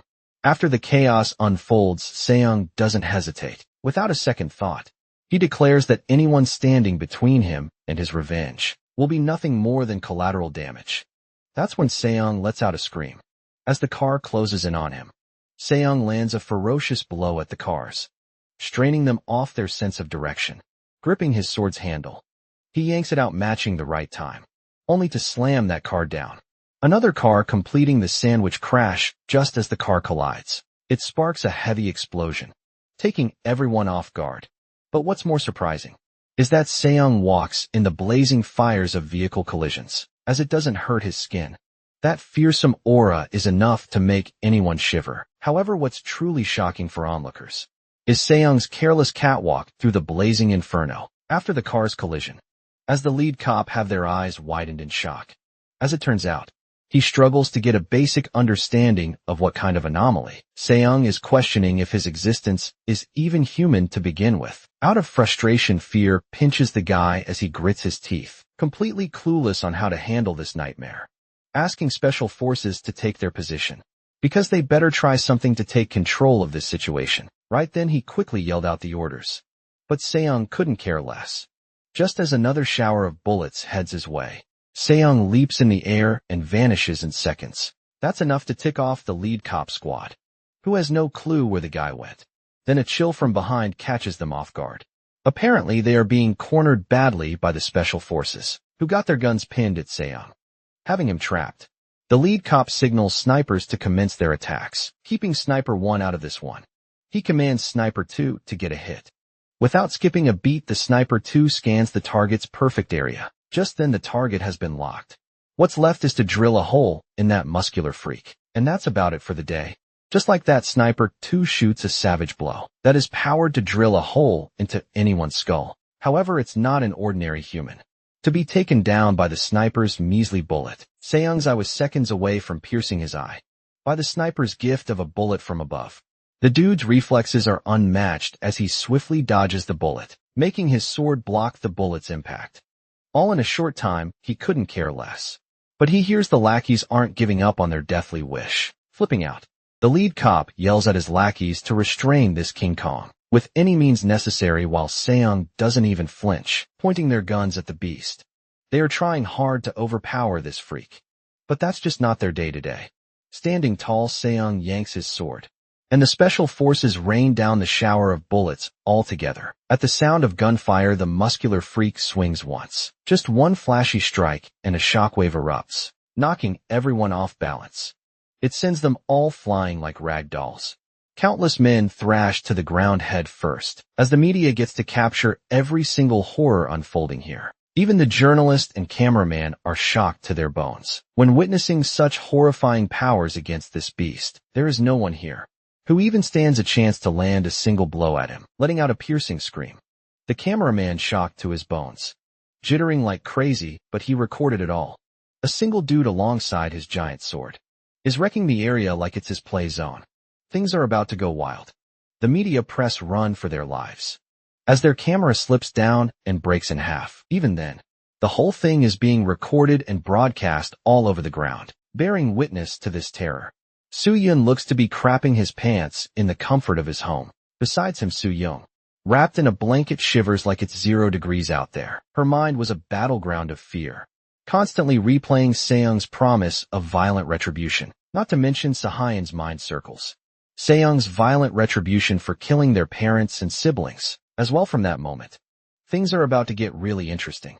After creating a chaotic mess, this guy Choke holds Kyungman, demanding to know what he told the hostage taker. Without further ado, Sarge deliberately screams at this guy to spit it out. Already when facing Seong solo, Kyungman was shocked to his bones, and his fight-or-flight radar broke in seconds. In no time, this guy spills the beans, revealing that Seong asked the whereabouts of the kids who escaped the building earlier. Horrific as it is, this guy bluntly drops the truth, giving away the hospital's name. As his blood boils, Sarge lands a smacking punch to his face. Knocking this guy out, he is quick to inform the hostage taker, redirecting his stance towards the Shinjin University Hospital. So he orders all the troops to rush there instantly, while Soo-yoon and Soo-young await their death. Standing at the top, Sung scans the building of the hospital, ready to take his vengeance. Hitting the news headlines, the newscaster claims the atrocious hostage taker pulled a quick escape and has fled the scene with a chilling act of cold-blooded murder. He chopped off Kim Chong-soo's head and then effortlessly breached the police perimeter, blowing right past the police lines. The newscaster confirms his current location is unknown, drenching in sweat. Sahayan clenches his teeth out of frustration and fear. Meanwhile, Sahayan's whole personality stumbles, making her act like a scaredy cat. All of a sudden, someone bursts in, creeping the heck out of Sahayan. So he yells at the skank asking who she is. Out of nowhere, 3 other guys show up claiming to be the Secret Service, about to give an extra set of hands and protection. Some reach Sujung while one requests to be Sahayan's escort. Without wasting another second, the Secret Service escorts the measly kids of top dogs out of the Shinjin University Hospital. They followed, being careful going out. Seong on another roof was looking at all the action at the hospital. All of a sudden, this menacing beast steps in the air, probably being suicidal at this point maybe. Meanwhile, inside the Shinjin Teaching Hospital, Sarge's warnings flood the ears of the Secret Service. Bladman gestures a signal, and the lady gives a quick nod to it, while Suyan's practically freaking out. Little did they know Muscular Freak had them in his sights, and with a thunderous crash, he jumped in, catching them off guard. Shattering the glass, Seong's hunger for vengeance is much crazier. No one saw that coming. Seong just hopped like a rabbit, and was right at the window they were passing. People were majorly freaked out. Seong's murderous intent led him there, stepping out of the hole. This menacing Burj Khalifa scares them to their wits' end. Nobody notified the big tops about how horrifying their attacker looked. Not only that, Seong's muscular build completely overwhelms them, adding to their state of shock. Other than that, Seong takes a look at the surroundings and the nuisance at hand, just as Seong locks eyes with Sahayan. Sahayan flinches, but his protector drags him out of the way. Time for Plan B. She drags the kids to the elevator on the other side, but not on Seong's watch. He screams that his parents never ran. So why can't they? The horrible memories of his past and what hell went through with his parents flash back in his mind. That's enough to fuel his tank of fury, as he recalls his parents' love for him was so strong that they defied their parents' power for his sake. The raging beast lets out a thunderous scream, calling Lee Su-yan's attention. That's enough to send shivers down Su-yan's spine, who tells the slow pokes to shoot the guy, already amidst pulling their guns out. Se-young smacks a hardcore punch to their face. Even with their guns out, they can't save themselves from tasting the raw power of Taeyong. He practically knocks Bald Man off the ceiling like a legit sixer, yanking away anything in sight. The rest of the folks now get the whole situation, pinning their guns at Sung.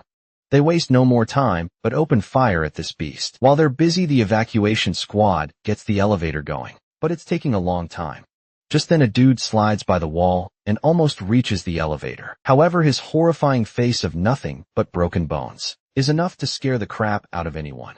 His last try to save himself, but the untimely attack of Seong crushes what was left of him. Seong almost reaches the elevator, but the door closes on him. At his wit's end, Soo-young is lashing out at the dumbheads for not calling the helicopter and taking the elevator downstairs instead. Then a bang from the ceiling confirms that the Grim Reaper has followed them, trying to break open the elevator.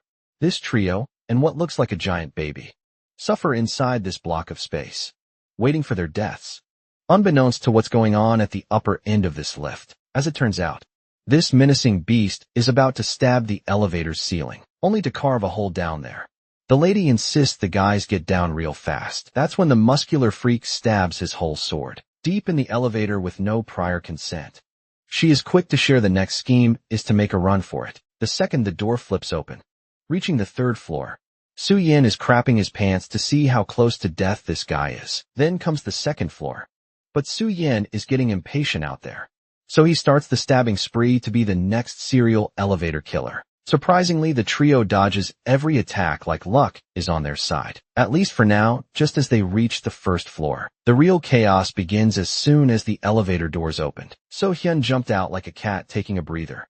The lady of the Secret Service follows him, but Seong's sword stabs the shoulder of Soo-jung's guard. Witnessing this horror, Soo-jung breaks free of her savior's embrace in fear and jumps out of the elevator. Right then the man in black stands up like a deadbeat zombie. Using the last pinch of strength, however, the elevator's ceiling drops on his face, crushing him like a bug. It looks as if a sudden collapse of the rubble fell upon the poor guy, as the lady takes hold of Soo-jung.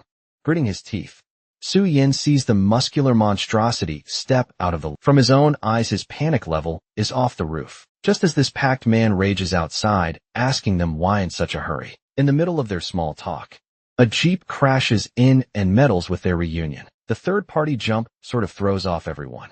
Thus the car screeches beside those two and slams into Seong. But the guy's massive tricep is enough to keep this measly jeep in check. The dude barely flinches, and by then, another car makes a cool entrance. Hopping out of the car in style, he spots the kids' devastating looks. Sahayan can't believe Mr. Yang made it all the way here. Without missing a beat, he tells them to hurry and get seated inside. As the smoke clears up, Seong spots the scumbag's quick getaway. Taking a look at him, panic drills inside. Sahayan wondering if they are ever going to make it out of there alive, though Mr. Yang and Seong lock eyes, getting a sense of each other's intensity. He instructs the lads to find an escape route, while he holds Seong off. Keeping him occupied, there's no time for hesitation, as this is their only shot. They insist to Mr. Yang that there is still enough time to pull off an exit, but he orders them to get going right then. The jeep speeds off into the night, leaving Mr. Yang behind to face whatever comes next. Now what's left here is Mr. Yang and Seong's incomplete revenge. Although he has no clue of what just happened, he plans to make it quicker, so he can take his revenge the way it's meant to be. Ignoring Mr. Yang, Seong takes the route to go after the jeep. But Mr. Yang bangs a couple of gunshots to earn his attention. Unfazed, Seong glares at the old fool, who doesn't like the mercy he just showed a second ago. Breaking the silence, Mr. Yang is quite oblivious to how a monstrosity like him came into being. However, if Seong plans on hunting down those kids, he'll have to go through Mr. Yang first. Whipping out his gun in style, Yang is ready for this showdown. Without further ado, Seong wastes no time bolting straight at Yang. He catches the old man completely off guard. He never saw it coming. Time to end Yang's heroic act. Seong smacks his face with full force, shattering bones and sending him flying. That one punch seals the fate of Mr. Yang, who was being a talker a moment ago. Now all that's left is to refocus on his original target. Cracking his neck, his eyes burning with flames, he turns back to finish what he started. With a sudden burst of energy, Seong launches himself into the air, closing his distance between the runaway losers. This muscular freak, with his sword, leaps into the air to target the kids. Seong's eyes burn with fury. Closing in like a storm, the trio scrambles, but escape feels impossible, despite his monstrous leap. Looking more like bunny hops at his nightly stroll, Seong struggles to spot the right jeep in the sea of identical cars, while the guy resorts to taking a guess and slams right on top of it. However, that turned out to be the wrong guess after all. Meanwhile, the lady and Seong keep track of what's unfolding behind them. These guys have chills running down their spines. The lady and Sahayan can't help but flinch. At that side, the lady's nerve twitches to think this had gone this far. Furthermore, he ensures the driver, who is still in his right mind, reveals that they are pretty near the rendezvous point. Thus, he must stop him even if it means risking everything. She is down to let this guy use anything off the table, which means a grenade launcher gets a free pass. Without further ado, the dude shoots off the grenade at Seong, and it would take much more to take this beast down. Keeping up the pace, they get their cue to make a run for it. Checking out, Sahayan gives a big glint, knowing that this might have done the trick. Unbeknownst to them, Seong took advantage of the grenade, causing him to jump off the car real quick to face them next, slamming at the car's front. He practically scares the crap out of everyone, and Soo-young lets out a blood-curdling shriek. In a flash, Seong slashes the ceiling of this jeep, yanking the metal scrap out of the way. This creeper is down to deal with the scumbag seated here. Without further ado, Seong wields his battling sword, ready to bestow the great magic of sacrifice. That's them. This freak lifts his blade and is about to land a savage blow. Right then, the lady snaps at the driver to get it together and slams the brakes. That quick stunt knocks off Seong's balance, sending him flying like a rocket. Using his sword to hit the brakes of his landing, Seong glares at them out of frustration. Doing a safe landing, Sung notices the special forces, all in position at the next end of the bridge, rolling the smoke grenades to Sung's side. They catch him off guard, but this dude jumps out of the smoky haze in seconds, and just like that, the muscular freak pulls a full-on Spider-Man move, lifting himself onto the bridge upside down, his furious glare all set on the special forces being a real nuisance. Commencing open fire, they shower fierce rounds of bullets at Sung, who leaps out of there in full spree, yanking them away caught off guard. Seong announces that anyone left with the desire to live should take the advice and leave now. He makes sure they clearly understand that by his hands, they will know death. One of the guys in this troop tells Sung to shut it. Meanwhile, the helicopters have already arrived at the scene, and the lady of the Secret Service gets Soo-jung and Sahayan to safety. Right behind them, Seong is practically slamming anyone or anything in his sight, out of the way, wiping out the pests. He spots the runaway losers boarding the helicopter, just as Seong locks eyes with Sahayan. He considers throwing his blade, but holds back at the last second. He admits to having different plans for this pair, so he vows to let them drown in fear until the day he catches them. Panic spreads in the presidential residence as everyone rushes to stop Tak Seong. Officials desperately try to take control of the situation, but everything quickly gets out of control. Moreover, reports confirm that Taeyong reveals his identity. During a hostage crisis, he is only 18 years old and was last seen at Yongdong Bridge before vanishing without a trace. 3 years earlier, he became the victim of an attack by a group of teenagers, an incident that makes headlines. That same year, his parents set themselves on fire in front of Gwanghwa men in protest, shocking the public after that. He disappears from records, and no one knows what happens to him now. Authorities struggle to predict his next move.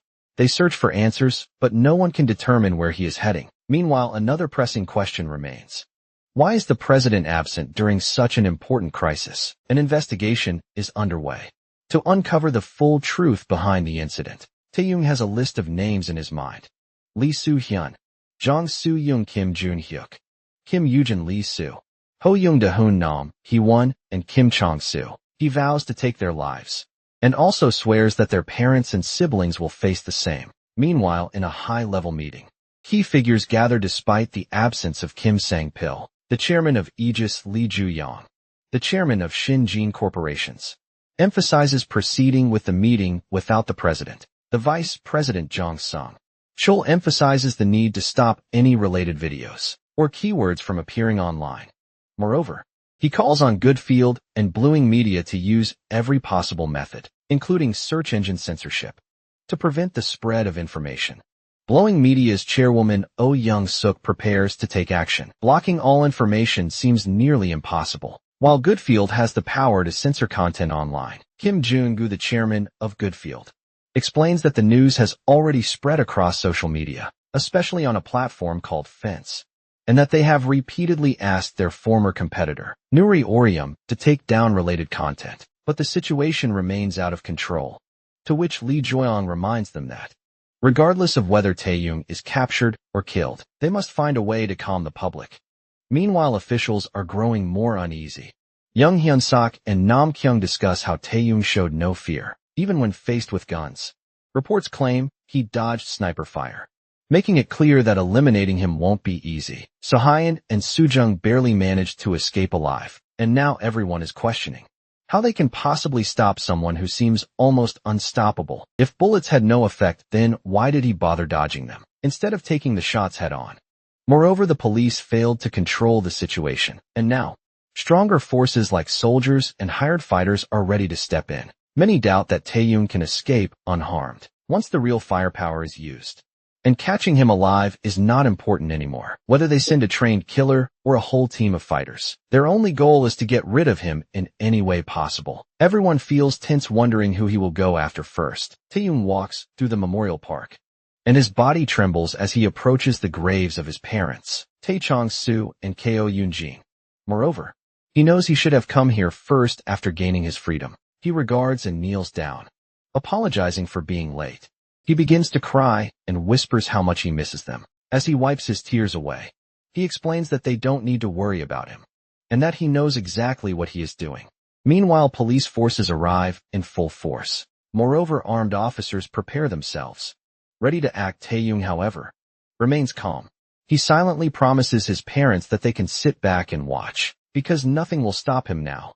Moreover, he refuses to forgive anyone responsible, and not a single one will be spared. He wants them to feel the same despair and suffering that he endured. The people who ignored his parents' cries for justice will now face the same silence, just as he lost his parents. He plans to make their families experience the same pain. That is his decision. The innocent boy his parents once loved no longer exists. he leaves that part of himself behind. Suddenly the authorities arrive in full force. The army surrounds him demanding his surrender. Loudspeakers blare orders for him to stop and give himself up, but Taeyong has no intention of listening. He wants this country to feel the fear and helplessness of having no one to turn to. In his eyes, those who do wrong must face the consequences, and he will be the one to deliver justice. Without hesitation, they prepare to open fire. The helicopter is flying in the sky, when Tac pulls out his sword and strikes inside the helicopter. But before they can act, he speaks. Taeyong starts questioning why they dare to disturb his parents' final resting place. The soldiers hesitate for a moment. Shocked by his words, suddenly, a loud crash shakes the ground, catching everyone's attention. Confusion spreads among the forces. As they struggle to understand what just happened, the helicopter crashes on the ground, and Taeyong quickly moves toward the helicopter, surprising everyone. The soldiers realize what he is trying to do and start shooting, but he is too fast. Bullets fly everywhere, but he dodges them easily. Everything turns into chaos as some officers get caught in the crossfire, falling to the ground in pain and confusion. Afterwards, a message comes from headquarters. The commander listens and looks shocked. The order is clear that Tak Song must not be killed. He isn't just a criminal. The government sees him as someone useful for the country. The soldiers are shocked by the sudden change in orders. Despite all their efforts, including bombing him, Tak Song remains unharmed. The soldiers are in disbelief, wondering how they could possibly capture someone as dangerous as Taeyong. Meanwhile, a security director is questioned about the extreme measures being taken, and he warns that using those weapons, combined with armor-piercing rounds, could have serious consequences. However, the director isn't concerned. He points out that the chairman just witnessed his own son's death on live television, and in such a state of rage, he isn't thinking rationally.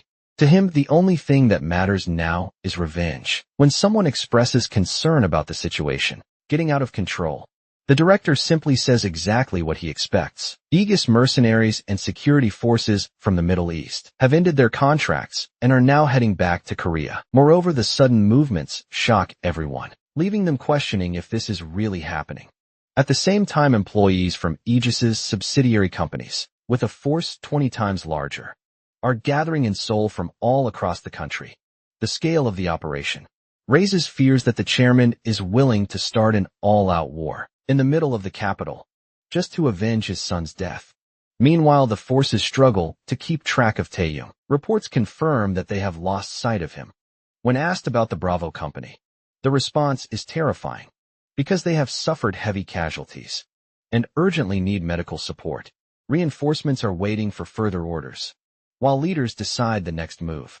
The commander demands that all Bravo troops who are not in critical condition be called in immediately. He wants to hear firsthand why their elite special forces suffered such heavy losses, and how an entire tank platoon was destroyed, all while fighting just one civilian. Kim Jong-yuk wonders if Chong-su, the man he had secretly ordered to handle the situation, might have revealed his involvement before dying. Or maybe Chong-su was just unlucky, dying at the worst possible time. Either way, the timing is making him paranoid, making him feel like he might be the next target. Moreover, he curses Chong-su for being useless even in death. Meanwhile, his phone starts vibrating with an incoming call from Kim Yujin. Moreover, Kim Yujin calls him because she demands to know why he took so long to answer, to which he replies that he only picks up because it's her. But he's on edge, fully aware of the situation around him. She brings up Kim Jun-hyuk's involvement, saying she knows he ordered Chong-su to deal with Taekyung. Afterwards, he becomes shocked and realizes how she knows. Eugene quickly reveals that Chong-su never kept secrets from her. That idiot, he thinks, furious that his orders have been exposed. But instead of backing down, he snaps at her, telling her to do whatever she wants. If she wants to go and expose everything to Chong-su's family, she's free to do so. He becomes angry and throws harsh words her way. But Eugene isn't having it. She calls him out on his attitude and tells Kim Jun-hyuk to be more careful with his words, to which he asks why she called in the first place. She then brings up Tak Seo-young, hinting that she might know a way to put an end to his bullshit. Afterwards, Jun-hyuk demands to know what she means. How could they possibly stop him now? To which Eugene calls him hopeless and reminds him of something, an old incident that started everything. At first, he's confused, but then it clicks. That day when they had all ganged up on Seong, he had refused to back down. even as they hit him over and over. He kept screaming, taking every blow without breaking. John Hyuk remembers now. The boy they had mocked as a knight in shining armor, always trying to stand up for others, no matter how badly he was beaten. Taeyong is spotted near the Jeomdon mountain hiking trail. The soldiers quickly move into position, ready to strike, confident in their firepower. They believe this attack will finally put an end to him. Afterwards, gunfire bursts, and for a moment they assume they have succeeded. But then screams echo through the area as something moves through their ranks. Soldiers collapse one by one, unable to react in time. Panic spreads among soldiers as no one can see him. They shout in confusion as they struggle to locate their target, and the situation becomes out of control. Because Taeyong is still out there, and he's not going down easily. At the same time, news stations report a horrifying crime that took place 2 days ago. Near Samsung Station, a hostage was brutally killed, and experts see it as a direct attack on the country's authority. Moreover, police officials promise they will not ignore criminals who put the public in danger. As authorities block off major roads, the hunt for Taeyong continues. Specialists examine his past, believing that losing his parents at an early age affected his mental state of youth. Counselor Lee Young-ok suggests that his difficult childhood may have stopped him from thinking clearly. Another question is why he waited 3 years before taking action, wondering if his trauma made him imagine a reality that doesn't exist. To which psychiatrist Lee Bang-seok claims that Tak Sung-yong is a psychopath, suggesting that his past trauma has made him emotionally detached from others. Another expert argues that no matter the circumstances, murder is never acceptable. Instead of resorting to violence, he should have sought legal help, or turned to those around him for support. Moreover, some believe that law enforcement alone isn't at fault, and that the police need more authority to ensure public safety. Concerns grow that innocent citizens could be in danger. Others argue for looser gun laws and stricter measures against criminals to prevent similar incidents in the future. Meanwhile, social media is flooded with discussions about Taeyong. Online posts highlight his transformation from a bullied student to a ruthless avenger. Some wonder if his parents' tragic deaths were just the beginning, speculating that he might target his former tormentors next. Others debate whether his violent actions were planned over the past 3 years, or if society's neglect played a role in turning him into a killer. In the middle of the serious discussions, some users find amusement in the comment sections, treating the situation like entertainment afterwards. A shocking video of Chang-Su's decapitation has leaked online, spreading rapidly across social media, with hashtags linking it to Taeyong and the murder case. Users react with disbelief, horror, and even dark humor. Some express shock at watching the video multiple times, while others joke about the remaining targets losing sleep. Speculation arises about who the other 7 might be, with links being shared to profiles for more information. Opinions are divided. Some doubt the video's authenticity, while others argue that multiple versions circulating online prove it's real.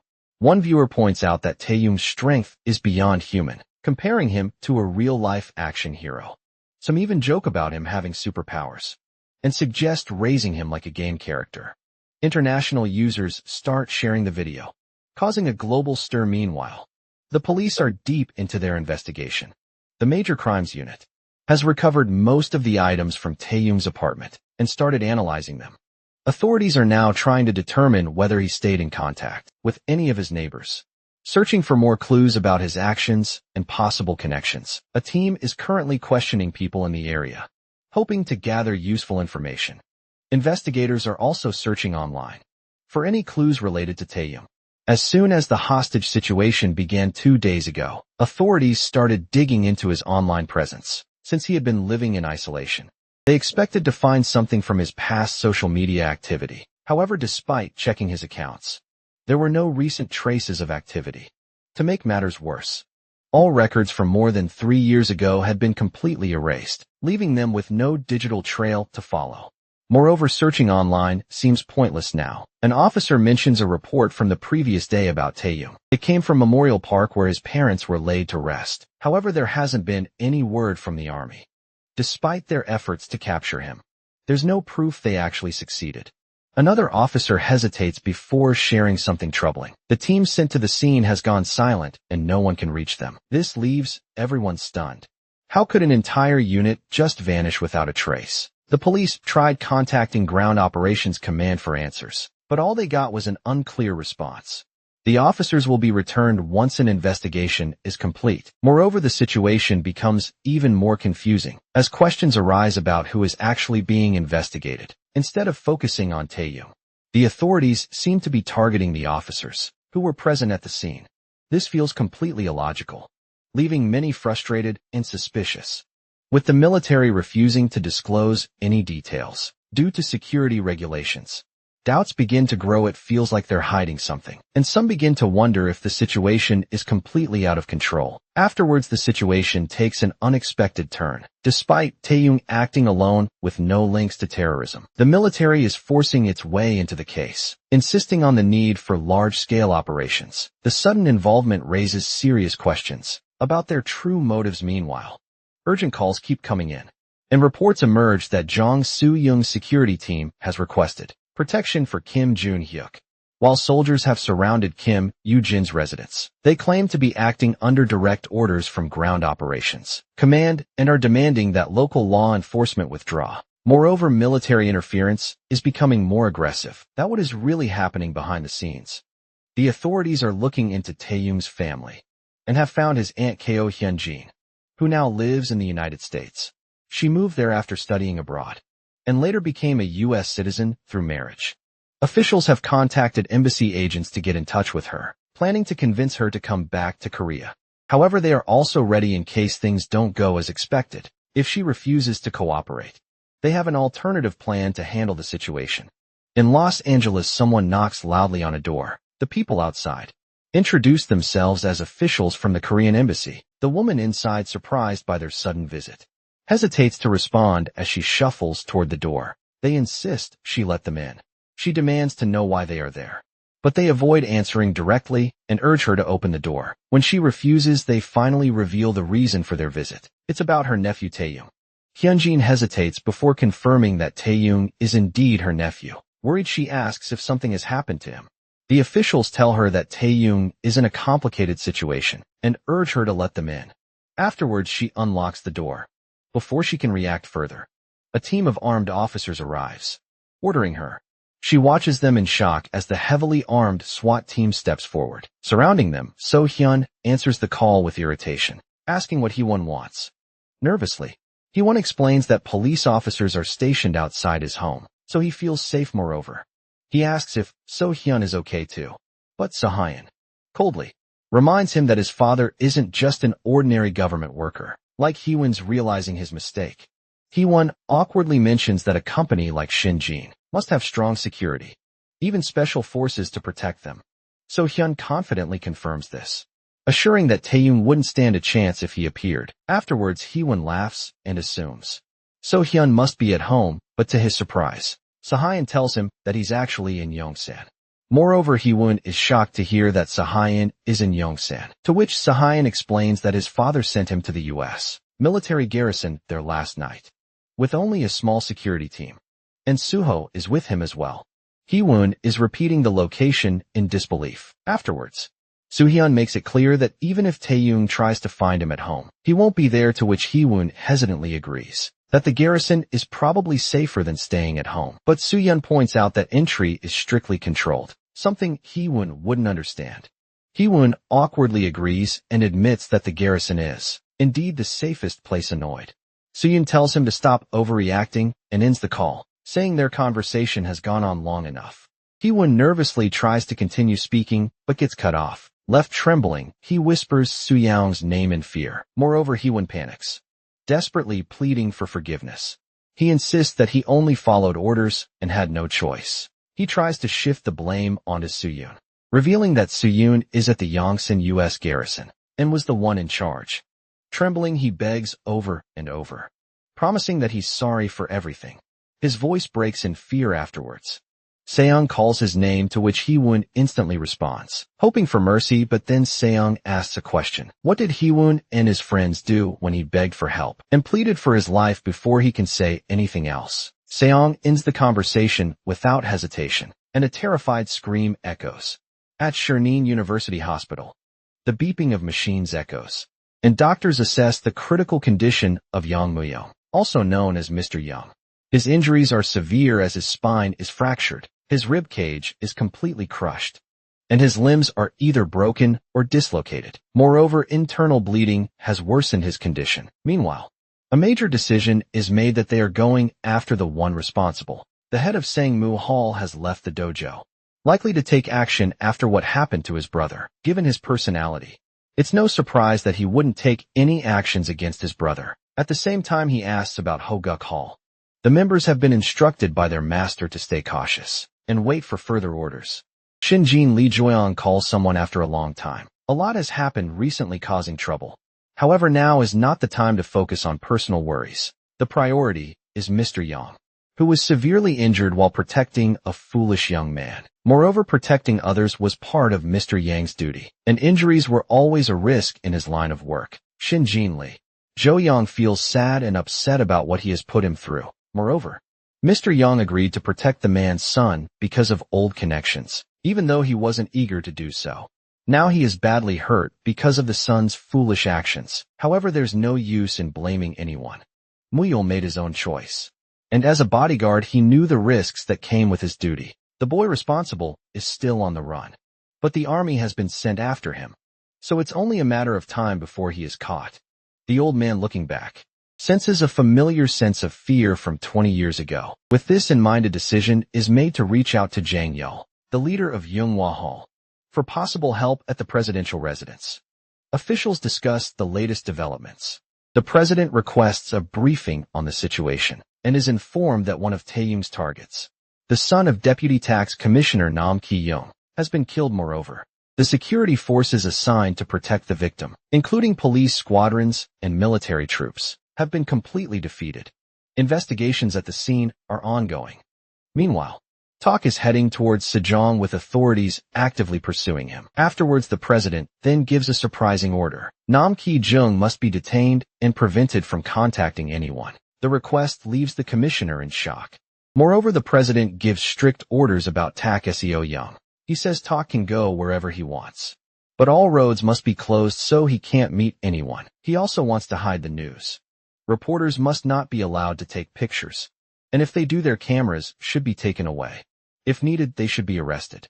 Some officials are worried, but the president says he will take full responsibility. Moreover, the presidential inauguration is in 2 days, and he does not want people to know what is happening. He believes that if TV news is controlled, the public won't find out, and he is not worried about people sharing information online. The president believes that public opinion is shaped by television, not the internet, which he dismisses as a place where young people just talk nonsense. Moreover, he encourages a commissioner to take on a more important role for the future of the new government, and the commissioner quickly agrees to follow orders. Meanwhile, Taeyung stands out in the crowd. Since he doesn't have a license, people recognize him and panic, shouting his name in fear. Despite this, he remains calm and gets on the bus. News about the deputy's situation has spread, though efforts were made to keep it confidential. Concern arises over Sahayan's safety, but reassurance comes as he has already been relocated to Yongsan. This location, specifically within the U.S. Army garrison, was chosen because the threat is not ordinary. A hotel inside the garrison provides a secure place for him. Li Juyang's quick thinking impresses others, as it wasn't an obvious solution. Getting Sahayan inside such a highly secured area with full protection wouldn't have been easy, even for someone with strong connections like Shinjin. However, there is a question about whether extra security was even necessary, to which Li Joyong responds that the whole place is a military base, and all he did was assign him a few secretaries, who would also act as bodyguards. Even with the police and military involved, the suspect was still let go. The plan is to mislead everyone, including their own side, so that the soldiers act as bait if the suspect returns. Moreover, one person even thinks about sending Soo-young there for protection. However, another option is suggested by Li Joyong, to take Soo-young to a family residence, which is considered even more secure. While this idea is acknowledged, there is hesitation due to the upcoming inauguration, since things are already tense. Drawing more attention could make the situation even harder to manage. Afterwards, one person agrees to send Soo-young quietly, without informing the guards, ensuring that no efforts go to waste. Moreover, Li Jo-young assures him that the garrison will be informed, and that she will be safe. since it's a U.S. Army base. No one will know what happens inside. To ease concerns, a backup plan is revealed. A helicopter is ready to fly the children from the garrison straight to the airport from there. A private jet will take them overseas if needed. The level of preparation impresses the listener. Lee Ju-young recalls a familiar saying, "Never fully trust anything." This brings back memories of their younger days, when that belief was often repeated. Tae-young notices that the police are blocking other traffic, but letting his bus continue. The driver panics and tries to alert the officers, shouting that there's a murderer on board. But the police do nothing. Moreover, TAC wonders if they know where he's going, or if they're trying to trap him. However, it doesn't matter to him. He believes that the people who committed crimes and went unpunished are guilty, as well as those who protect them or choose to ignore their actions. Tae-young believes that everyone responsible must be punished, as it's only fair inside the U.S. military base. Officials discuss sending Soo-jung there for protection. One person questions the decision, pointing out that she is already under higher security than even the Prime Minister. However, Agent Nam insists that the garrison is the safest place and assigns her to handle the situation. Meanwhile, TAC continues moving through the city. He has passed Sejong Road and Cheongai Plaza, while authorities are controlling traffic at key intersections, including Sung-Yun-moon and roads leading to Seoul Station. Moreover, authorities continue controlling traffic, clearing lanes toward Iljiro while tracking Tak Soo-young's movements. They speculate that he is either heading toward Wonhyo Bridge or Mapo Bridge, considering his target, young Daehoon, who is in Yangdongpo. As Tae crosses the five-way intersection, he moves toward Namduman Police Station, confirming that he is likely heading toward Mapo Bridge or Hangang Bridge. Officials acknowledge that he is after Yoon Daehoon, but decide not to interfere.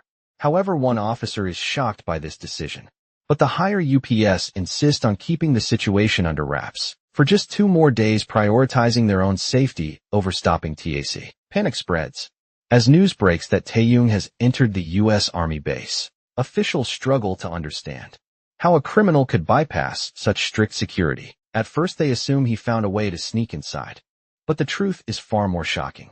Instead of slipping through unnoticed, he broke straight through the outer wall and walked in without hesitation and started shouting the name Lee Sahayan.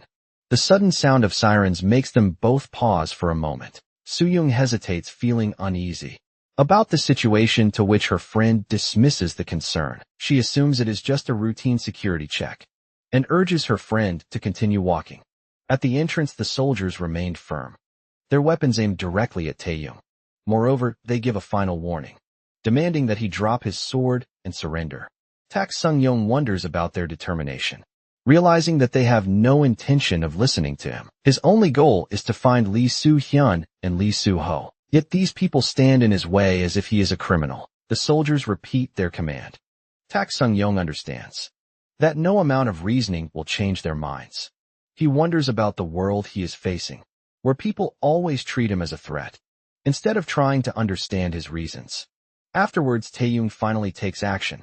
The soldiers react immediately as they prepare for a fight. Then, a loud crash breaks, and the ground vibrates under the force of impact. A soldier holding a gun shouts at others, telling them to do something instead of just standing still. Afterwards, the army vehicles come and Tak fights back with his powerful sword, killing soldiers. The impact of his landing makes a loud bang, showing his great strength.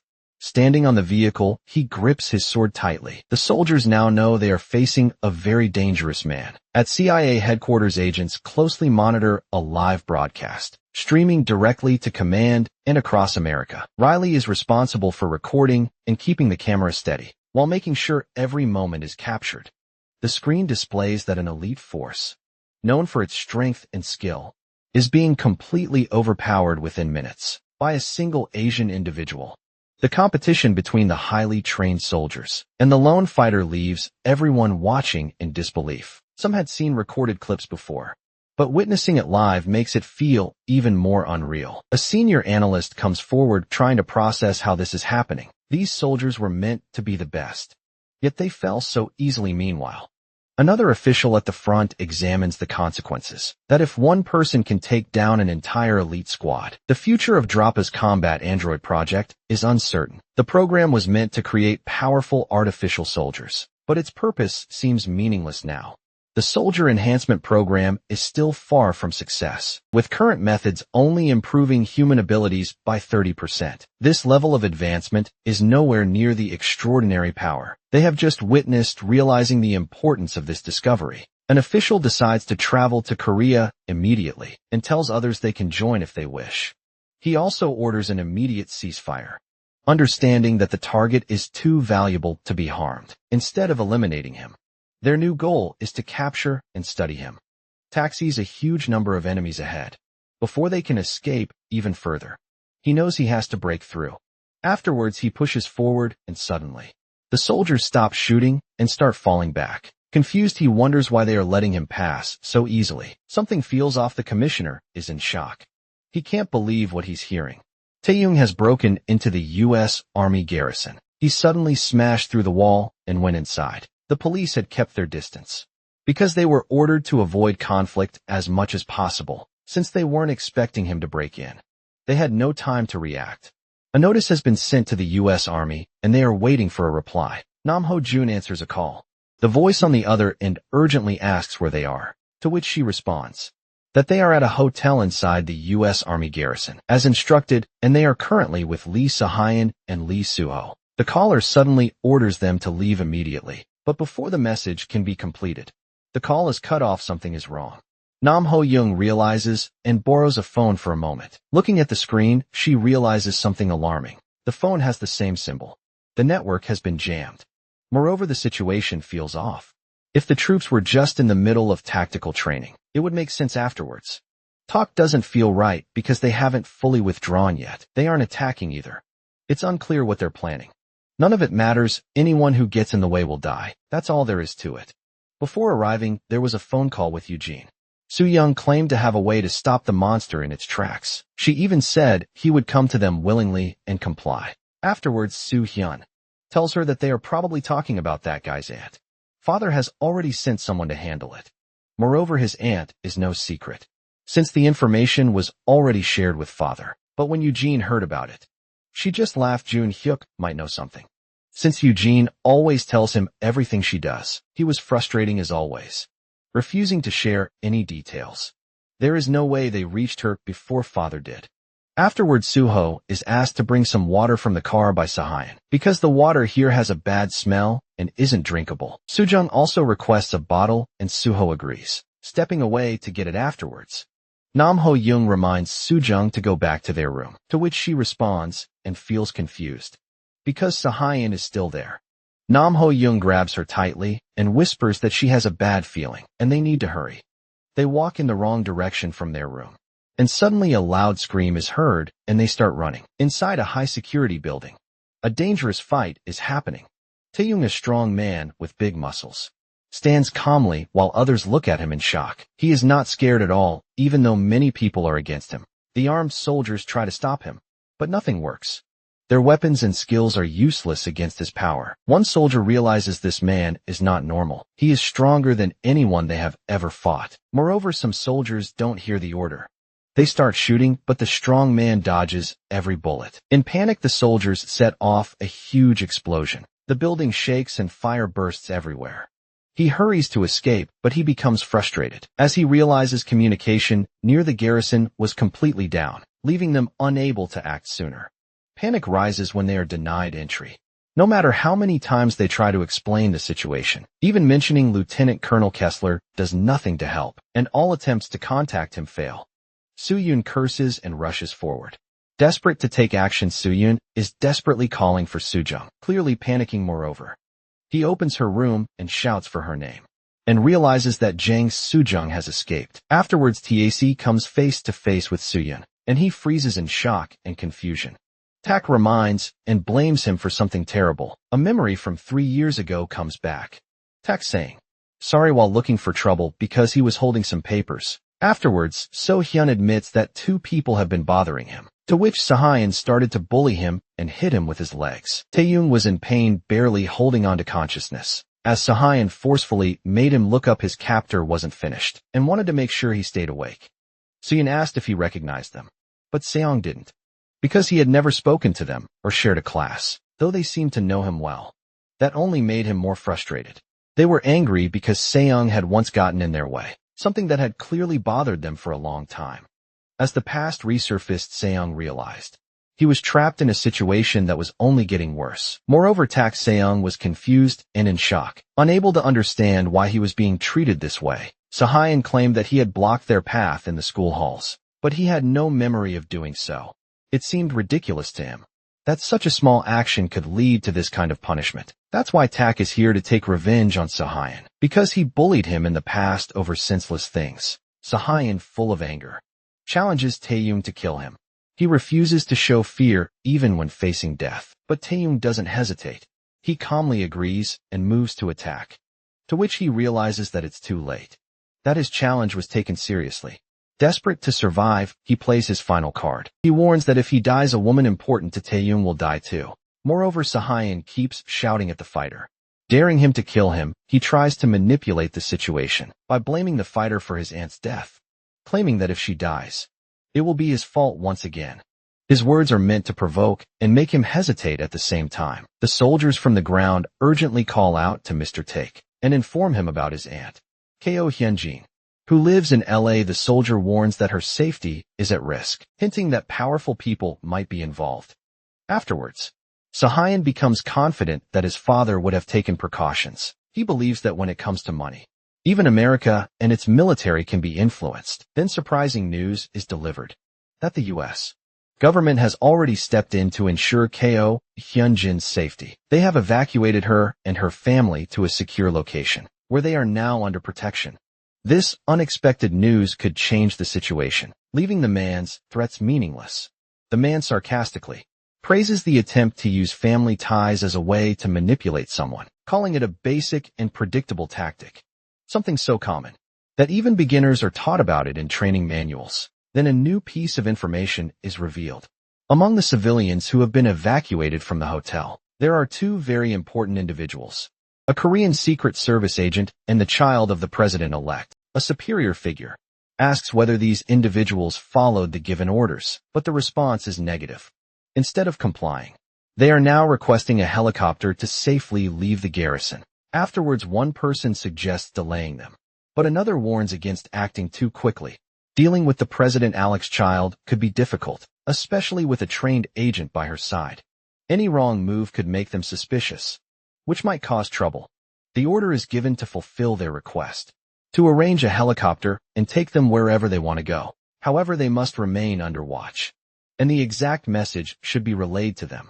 The person in charge acknowledges the command, confirming that everything will be handled as instructed. Meanwhile, the superior figure assures that they will arrive in Korea. Before morning, someone calls out to Mr. Tak, informing him that America wants him. Tak Sung addresses Soo Yun, questioning his actions. It seems things could have ended quickly for him, but now the situation has taken a darker turn. Afterwards, Mr. Take states that he expected this resistance from Sahayan. He was never the type to be afraid or regretful. Because of that, his death won't be quick. It will be slow, and a punishment designed to make him suffer as much as possible. A high-ranking officer orders the soldiers to move aside, but the men in front of him remain still. Moreover, he reminds them of his authority, warning them of consequences. But they remain firm, explaining that they are only obeying higher commands. Afterwards, he becomes angry and slaps one of them. A calm soldier steps forward, urging everyone to stand down. He speaks carefully, pointing out that the captain should understand why they are blocking his path. Instead of arguing with them, he should be addressing the higher UPS. Realizing he needs to act quickly, the captain demands a phone to contact his superiors. However, he is informed that all communications are down in the area. If he wants to make a call, he must leave the premises, leaving him in a difficult position. Nam Ki-jung has been taken into custody and is being moved to a nearby hotel. The orders are to treat him well and avoid upsetting him, as someone will be visiting him soon.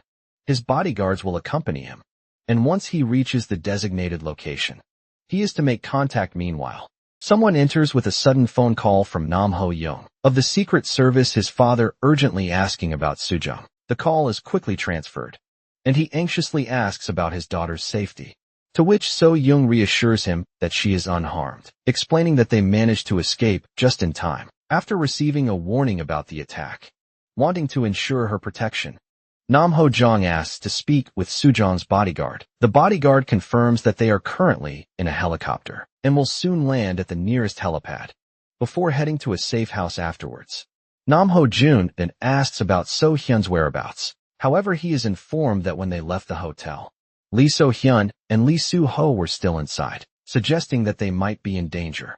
Tak Sung-yong remains focused on Lee Soo-hyun and Lee Soo-ho, which unintentionally helps Soo-young to escape. Nam Ho-jung apologizes for using them as bait, but he is reassured that she did well and should not feel guilty. The situation must stay secret to avoid political trouble. If news spreads, critics might use it against the new administration. She is advised to use this reasoning if she feels guilty afterwards. She thanks him for the understanding response.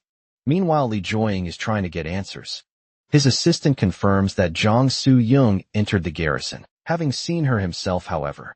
He gets frustrated because Jang Sung-chul is not answering calls. Moreover, he wonders why Sung-chul is avoiding him, and questions if he is too focused on gaining power to care about his daughter's safety. At the Yongsan U.S. Army garrison, frustration grows as authorities feel powerless over the situation. A captain already stressed wishes for a quiet day, but is met with urgent news. Moreover, officers sent to Noryangjin have discovered 2 headless bodies, and it seems Taeyong has escaped. The victims, a man and a woman, were found in the basement of a shopping mall under renovation. Their deaths were reported to the police, who immediately sent officers to investigate. Some reporters heard about the case, but so far the media has remained silent. This lack of news is not surprising, as even previous violent acts like Taxi-young, killing Nam Hee-woon, and storming a U.S. military base failed to make headlines. In a country where information is often controlled, such events are quickly buried. Authorities discover that the 2 victims were officers from Dongjak Police Station, identified as Kim Yong-jin and Kim Yong-ji. They were found in uniform with their police IDs, making identification immediate. However, there is a confusion, because when the station confirms that neither officer was assigned to patrol the area, and no official records show them being dispatched. Moreover, the officers did not use a police vehicle, meaning they had abandoned their assigned duties. When asked who reported the bodies, the police revealed that the tip came from an anonymous call. The estimated time of death falls between 11 p.m. and early morning, around 2 or 3 a.m. afterwards. The officials criticized the American military for failing to inform them that Taeyong had escaped. Despite their claims of being a global superpower, they failed to capture a man who had openly entered their base. Another urgent report comes in that a man has turned himself in, claiming to have information about the murders. Authorities are left wondering what new disclosures are about to be exposed. Fear spreads among the soldiers as they witness something shocking. One of the bodies thought to be dead suddenly moves. The soldiers panic and one of them stumbles back, convinced the person is still alive, while others stare in disbelief. Moreover, someone wonders if it could be post-mortem convulsions, but no one is certain. Someone suggests calling for medical help, but others doubt it would make any difference. In the end, they decide to leave the body, as it is disturbed by what they just witnessed. The officers decide to leave the convulsing body where it is, assuming the movements will eventually stop. Meanwhile, news arrives that someone from America is on the way to meet Taeyong. This person is credited with preventing his aunt's kidnapping and is expected to arrive the next day. Afterwards, Tak is offered a comfortable stay at the base with food, clothing, and the option to walk around if he gets bored. After the officers excuse themselves, Paul, the American visitor, finally arrives. He introduces himself, but Tak is uninterested and demands he gets straight to the point. Paul notices Tak's sharp and impatient attitude, finding it hard to believe he is only 18. However, he reminds himself that despite appearances, the fact remains Tak is still just an 18-year-old. Paul then prepares to explain the purpose of his visit. In simple terms, Paul explains that the situation is a matter of mutual benefit. The U.S. military did not interfere with Tak's actions, despite being in a high-security facility. In fact, they even assisted him, despite some initial conflict where they ended up at a disadvantage. Moreover, he reminds Tak that it was the U.S. government, along with himself, that prevented the Korean government from kidnapping Mrs. Ko. She and her family are currently safe under American protection, which was an obvious decision since they are U.S. citizens. Afterwards, Tak is surprised to hear that it was the Korean government that attempted to take his aunt. Paul clarifies that the kidnappers were likely agents from one of the departments of Korea's National Intelligence Service, assuring Tak that the U.S. will continue to ensure his aunt's safety. Paul leads into the request they want from him in return. Afterwards, Tak acknowledges the assistance he received in reaching the hotel without interference and in return offers to grant one request. However, Tak, for his aunt's safety, warns him that they must ensure her well-being, making it clear that if anything happens to her or her family, the responsibility will fall entirely on them. Moreover, he also threatened them, as he emphasized that even the smallest harm to his aunt will have serious consequences if she suffers any injuries. America itself will face the consequences. He gives Paul a final warning. The plan to control Taeyong using Ko Hyunjin has worked, as he has managed to turn the situation in his favor. His intelligence and ability to manipulate events are far beyond what anyone expected, especially considering his young age. Afterwards, a secret tunnel is revealed as a way for TAC to leave the base, undetected before he departs. He is given valuable information. One of his targets, Yoon Dae-hoon, lives nearby, specifically in Yangdongpo. Additionally, Kim Jun-hyuk and Kim Yoo-jin are also at their homes, but they do not appear to be overly concerned about any threats. Despite this, they have been caught trying to escape multiple times. As a final note, a new name is mentioned, Baekseon, leaving an open question about their significance. To talk afterwards, the surveillance team found something important about the name Baekseon. Kim Jun-hyuk and Kim Yoo-jin often talked about this name. Baekseon was also attacked by the same group of teenagers. A shocking truth is revealed, that there was not just one victim in the attack. Initially, reports mentioned both a male and female student with severe injuries, and 2 ambulances were dispatched. However, the records were later changed to show only 1 ambulance, making it seem like Taeyong was the only victim. Those involved admit that they were paid to stay silent, which meant Taeyong's parents never learned the full truth. Even though many students and teachers witnessed the incident, the perpetrators managed to cover it up completely. The truth about Baekseon's disappearance becomes clearer. Everyone who had any knowledge of her, hospital staff, witnesses, and even her family, was silenced with money. Her family, like many others, was compensated to stay quiet. However, the situation took a turn. When Taesung's parents refused to accept hush money, they saw their son's suffering as something that couldn't be erased, with compensation leading them to take drastic action. The perpetrators, powerful figures in politics and media, believed they could manipulate the situation and control the narrative. Their goal was to keep Baekseon's condition a complete secret, ensuring the truth never reached the public. The witness finally speaks out, realizing the truth should never have been hidden. The situation was too big to cover up. Yet fear kept everyone silent. Now, with 2 police officers murdered who were his co-workers, and the witness is terrified for his own life, he decides to confess. Meanwhile, someone arrives in the room and tells the news to his captain that Taeyong has been spotted escaping the garrison, heading straight for Gangnam. The officers are shocked to know that Taeyong was inside the garrison the entire time. If that's true, then someone else must have been responsible for last night's murders. Afterwards, the captain quickly instructs the detectives to check on Kim Jun-hyuk and Kim Yoo-jin. They become confused. If Taeyong was inside the base, how could he have been involved in the attack? And if it wasn't him, then who is responsible? People online are watching real-time footage of Taeyong running toward Gangnam. Some are reacting with shock, while others treat it like entertainment. Meanwhile, someone is tracking Taeyong's movements in real time and realizes he has changed direction. Instead of heading toward them, Tak is now moving towards Shinse-dong. One person feels relieved that they aren't the target for now, but Jun-hyuk panics. Upon realizing that Shinse-dong is where Kim Yoo-jin is, Jun-hyuk tries to warn him immediately. But Yoo-jin doesn't seem to understand the urgency. Jun-hyuk suddenly decides to leave, alarming his mother. He urges her to leave with him before Taeyong arrives, but she doesn't understand his fear. Moreover, she reminds him that the army is protecting them, believing they will be safe. Jun-hyuk insists that the army won't be able to stop TAC, and that if he arrives they're all as good as dead. His mother is shocked. But Jun-hyuk claims that he knows a way to stop TAC completely. The detectives are confused about Tak's movements. If he was inside the garrison, it wouldn't make sense for him to be responsible for the murders the previous night at the same time. Witnesses saw him leaving the base today, which raises more questions about what really happened. Their attention then turns to Baekseon. He assumes she didn't survive because her injuries were too severe. When he first saw her, he believed she was already dead. However, Captain Detective isn't convinced and demands an investigation from Detective Kudo to confirm whether she is truly dead or still alive. Afterwards, the detective orders a full investigation into Awakens, demanding every piece of information available. Moreover, he also asks about her parents, wanting to know if there have been any updates on them. Since the incident, meanwhile, fear spreads among those being targeted. Someone realizes that the authorities, both the army and the police, are powerless against TAC. John Hyuk panics, as he becomes convinced that he will be the next victim.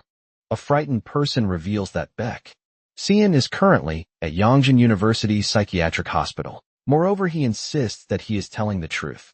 Afterwards, Tak reminds him that since the incident has happened, every effort was made to find Seon, but she seemed to have completely disappeared. The media school, and even classmates, social media accounts acted as if she never existed. The cover-up was so thorough that even those searching for her began to question their own memories. Moreover, Tak realizes how wrong this is.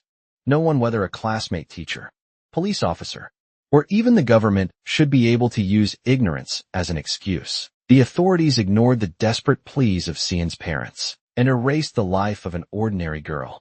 This injustice is what has led him to take action. A group rushes toward the second floor of Yongjin University Psychiatric Hospital, determined to reach their destination. A doctor falls onto the ground and is knocked aside, but insists that he is fine. Meanwhile, someone finally arrives at their goal, addressing Baek Si-hyun after a long time apart. At the same time, panic spreads as Tae-young is spotted entering the hospital. His arrival is unexpected and makes everyone shocked. Guards outside Baek's room are waiting for Seong to show up when they notice cracks on the floor. Instead of climbing up the stairs, Seong opted to jump through the ceiling instead and into the second floor. Horror is visible on the soldiers' faces when they see Seong pop out of the ceiling. But to their surprise, as soon as he lands on the ground, immediately dashes forward towards the soldiers. Before they can even react, they are hurled against the wall, only to be met with an unstoppable barrage of fists. After knocking out all the guards and clearing the passage, Sun looks around to find Seon's room. However, his eyes widened when they shifted to a room. Blood splattered all over the door's glass. Carefully, he opens the door, having no idea of what he might witness. But to his surprise, blood coats the room. And in the middle of the room, Seon is twirling around with a hand in her knife, while on the ground beside her, John Hyuk is holding his bleeding throat. And his mom, Young Suk, can't help but cry for her child. Tears fall down Young Suk's face. Jun Hyuk chokes on his own blood. His mom cries out and curses them for laying their hands on him and claiming they had no right to hurt her son. But she falls silent when the same knife, which killed her son, pierced through her throat as well, murdering her in one blow. Sean then tells the dead body. The only people who could say those words were Soo-young's parents. She then turns to Seo-young and greets him. But Seo-young is stunned. Baek Seo-young was a transferred student from Hoyeon Girls Middle School. She was the #1 student there. On her first day of school, she was eager to meet everyone. But at the same time, she was expected to perform well in this school. One day, Taeyong was looking for items in the trash can that the bullies threw away. But when Seon tried helping him, he warns her to not help him, as he is scared of the bullies and what they might do to her too. But instead of heeding his warning, she assures him that she'll play along, pretending to be just another student who bullies him. Seong's lips trembles, trying to hold back his tears, as this new girl is actually trying for him, and will go through all these troubles just to help him. And now in the present, these two are staring at each other. Nostalgia hits them hard. Another memory of them races through Seon's mind. At a cafe, Seon reveals a guy asked him out.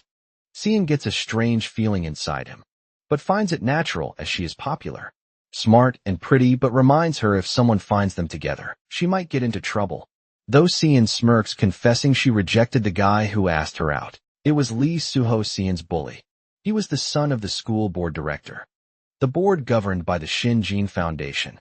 Not knowing about his bullies, she reveals she doesn't like Lee Suho's gang. When he tried asking her out, brought along his whole group of friends, advising her to join their group and date within their league. Later on at school, she made new friends. Haejung said to her she'd introduce some kids from another class. Seong tells her not to leave, But she has to leave as other kids have been avoiding her lately, though Seong insists her to not leave. Listening this, she gets annoyed, asking him what has gotten into his head, and if he wants her to be an outcast. Narrowing his face, Seong confronts.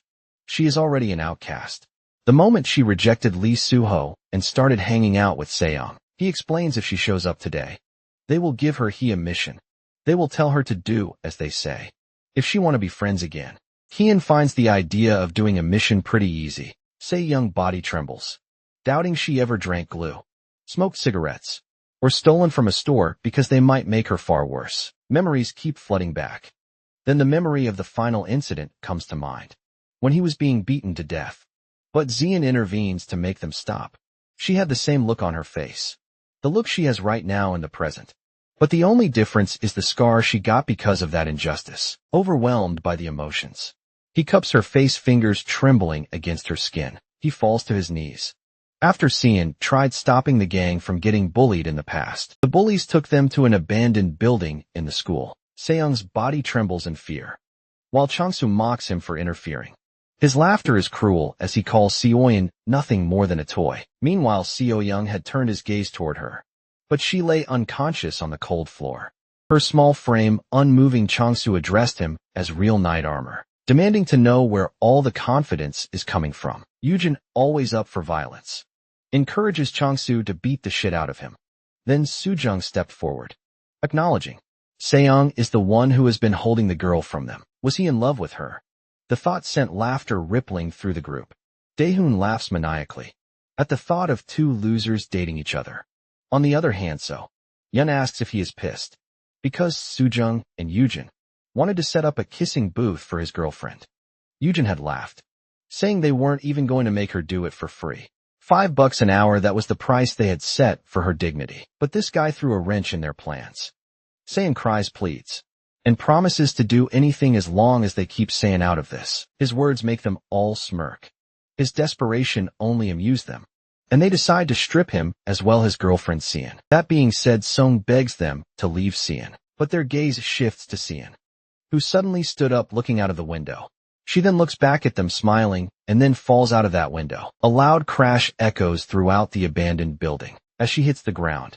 Panic waves off the bullies' faces while Sung is traumatized. Back in the present, Sung couldn't help but cry as Seon's name fell from his lips, over and over. Meanwhile, Seon caresses his face and brings her face closer to his. She smiles as she remarks how much he has changed beyond recognition. Furthermore, she acknowledges Sung Mist has a lot of questions for her, but they need to get out of the hospital. Forced, the two exits the room, but a group of guards have assembled, threatening them with their guns to not move another inch. But the enemies weren't just in the front, as the doctors and nurses suddenly stabbed the guards. With this shocking turn of events, Sung is surprised while the doctor orders his men to retreat. As the doctor approaches the two of them, Sung takes his position for a fight, but stops when he addresses Sung with respect, calling her counselor, and reports that their retreat is prepared. Cheyenne merely nods, praises him for doing work so efficiently, although he advises them to hurry. Seong's confusion deepens.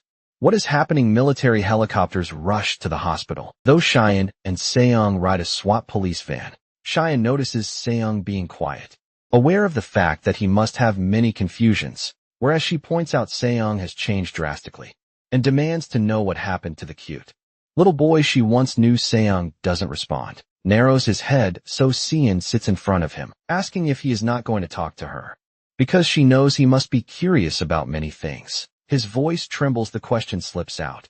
Was she hurt? He thought she was dead. Her body trembles, and the tears she tries to hold back are now falling out of her eyes. She throws her arms around him, holding on as if afraid to let go. She apologizes, as she regrets not telling him she was alive all this time, and causing him so much pain. He tightens his hold around her. A broken thank you escapes his lips. He is grateful for her being alive. In the police headquarters, the team leader is still grilling the witness about everything he knows. He slams his hand on the table with a loud crack. The witness flinches in fear, but he wants to know whether it is possible that Sean's parents were the ones who killed the police officers yesterday. The team leader is aware that the witness didn't come forward out of guilt. It was an act of survival. The witness admits that it is the truth, but more than that, It wasn't Sean's parents that were the culprits because they are dead. They died in a car accident a year ago. And obviously the dead couldn't commit murder. In addition, Sean's parents weren't good people either. It is partly their fault that everyone had to keep their mouth shut. The witness's face is filled with fear and worry as he questions the leader. How does he think they had managed to silence so many people in such a short time? They initially offered $80,000 in settlement to the vehicle, where Siwon and Seong are. Siwon reveals everything to Seong. She turns to Seong, challenging him to guess how her parents reacted to it. Before speaking, Seong assumes Siwon's parents ended up like his, but to his surprise, she reveals that they said they'd settle for $200,000, and after a compromise they agreed to settle for $120,000, on the condition that her medical fees would be covered. So Young stares at her in shock, his mind unsteady from what he just heard. Cheyenne lets out a bitter laugh. It was crazy, wasn't it? So Young isn't even family yet. He is so shocked, how could he possibly think she had felt? She reveals that wasn't the only crazy thing her parents did. The worst part is with the money from the settlement. They went to the police, the paramedics, and even the school teachers. They took the initiative to seek out every single person involved with her and the incident, and convinced them to keep quiet about everything. Seong's anger rises, and he slams his fist in frustration. The impact is so intense that the van swivels on the road. But Seon knows there is no point in getting angry now. She then points out how she was bedridden for over a year, while Seong was in a coma. His parents fought their lonely battle against the perpetrators. He found out about their tragic deaths much later. But she was wide awake and forced to watch and listen to everything her parents were doing. She wanted to die when she found out that her hospital room and everything that occurred inside it were being funded by them. To change the subject, Seong questions about her parents' whereabouts, but is stunned to know they passed away in a car accident. Pressing forward, Seon and Seong disembark from the van and head towards the river. Meanwhile, the other doctors ride away on a speedboat, while Seon invites Seong into an empty seat. Before he gets on, he asks about her brother. So she informs him that her brother has joined the army, not long after their parents died. He doesn't believe she is okay with leaving her brother, but she reveals that is what he thinks. As the military police suddenly showed up to their house and took him away, he was still a student. The rest can easily piece it together. She then reminds him of the people who were with her earlier, but Seong suggests she stop as he doesn't want to know more. This surprises her, as those are the ones who helped her get back on her feet, and the ones who have been helping her take revenge on those people. Seong interrupts, assuring her of taking the revenge for both of them, but she doesn't want him to insist on bearing the burden alone. Seong guarantees her it is not a burden. Sure, he will be the one swinging the sword, but he will be taking revenge for both her and his parents. He even gives her an option to take revenge together. That being said, Cheyenne smiles, thanking him for his sacrifice. This makes him smile, but his expression darkens when she rejects Song's offer. She tells him to go ahead and kill them. After all, they deserve to pay for what they have done to them. But as for the people who turned a blind eye, and everyone else who contributed to the crime, she is going to kill them all. And that is her idea of revenge. Hearing this, Seong's eyes widen in shock as she isn't the same girl anymore. While she smiles with a crazed glint in her eyes, Seon admits that last night, she killed the 2 officers who were dispatched on the day of the incident. She decapitated them just like Song. So they probably are thinking he is the culprit. She apologizes to him for that. In actuality, she wasn't really sorry. It was her aim to do this in the first place. At first, she wanted to make it look like an accident. But then she saw what Seong had done. Proper revenge means letting the whole world know why you have done what you've done, and someone has killed their victims. Seong gets flashbacks of all the people he murdered. He couldn't say anything, so he clenches his fists, being speechless at the police headquarters. The witness narrates how Seon's parents approached him. It was a few days before they died in the accident. To be precise, it was the day after the video of Seon's parents had gone viral. They said that the whole country was abuzz with the news, and that it was their chance to demand more money from the perpetrators. With the incident gaining more spotlight, they wanted the witness to lend a hand. The team leader is in utter disbelief. How could parents sell out their own child? Were they even her real parents? But the witness declined the offer. The parents of the perpetrators are powerful people, so he was scared and uneasy about getting further involved. Plus, what Sean's parents were doing was just plain cruel. The leader is well aware the witness didn't find it cruel or anything. He was just scared, however. The witness continues speaking, confronting Sean's parents who died in a car accident, but he knows it wasn't an accident. The team leader stutters in disbelief.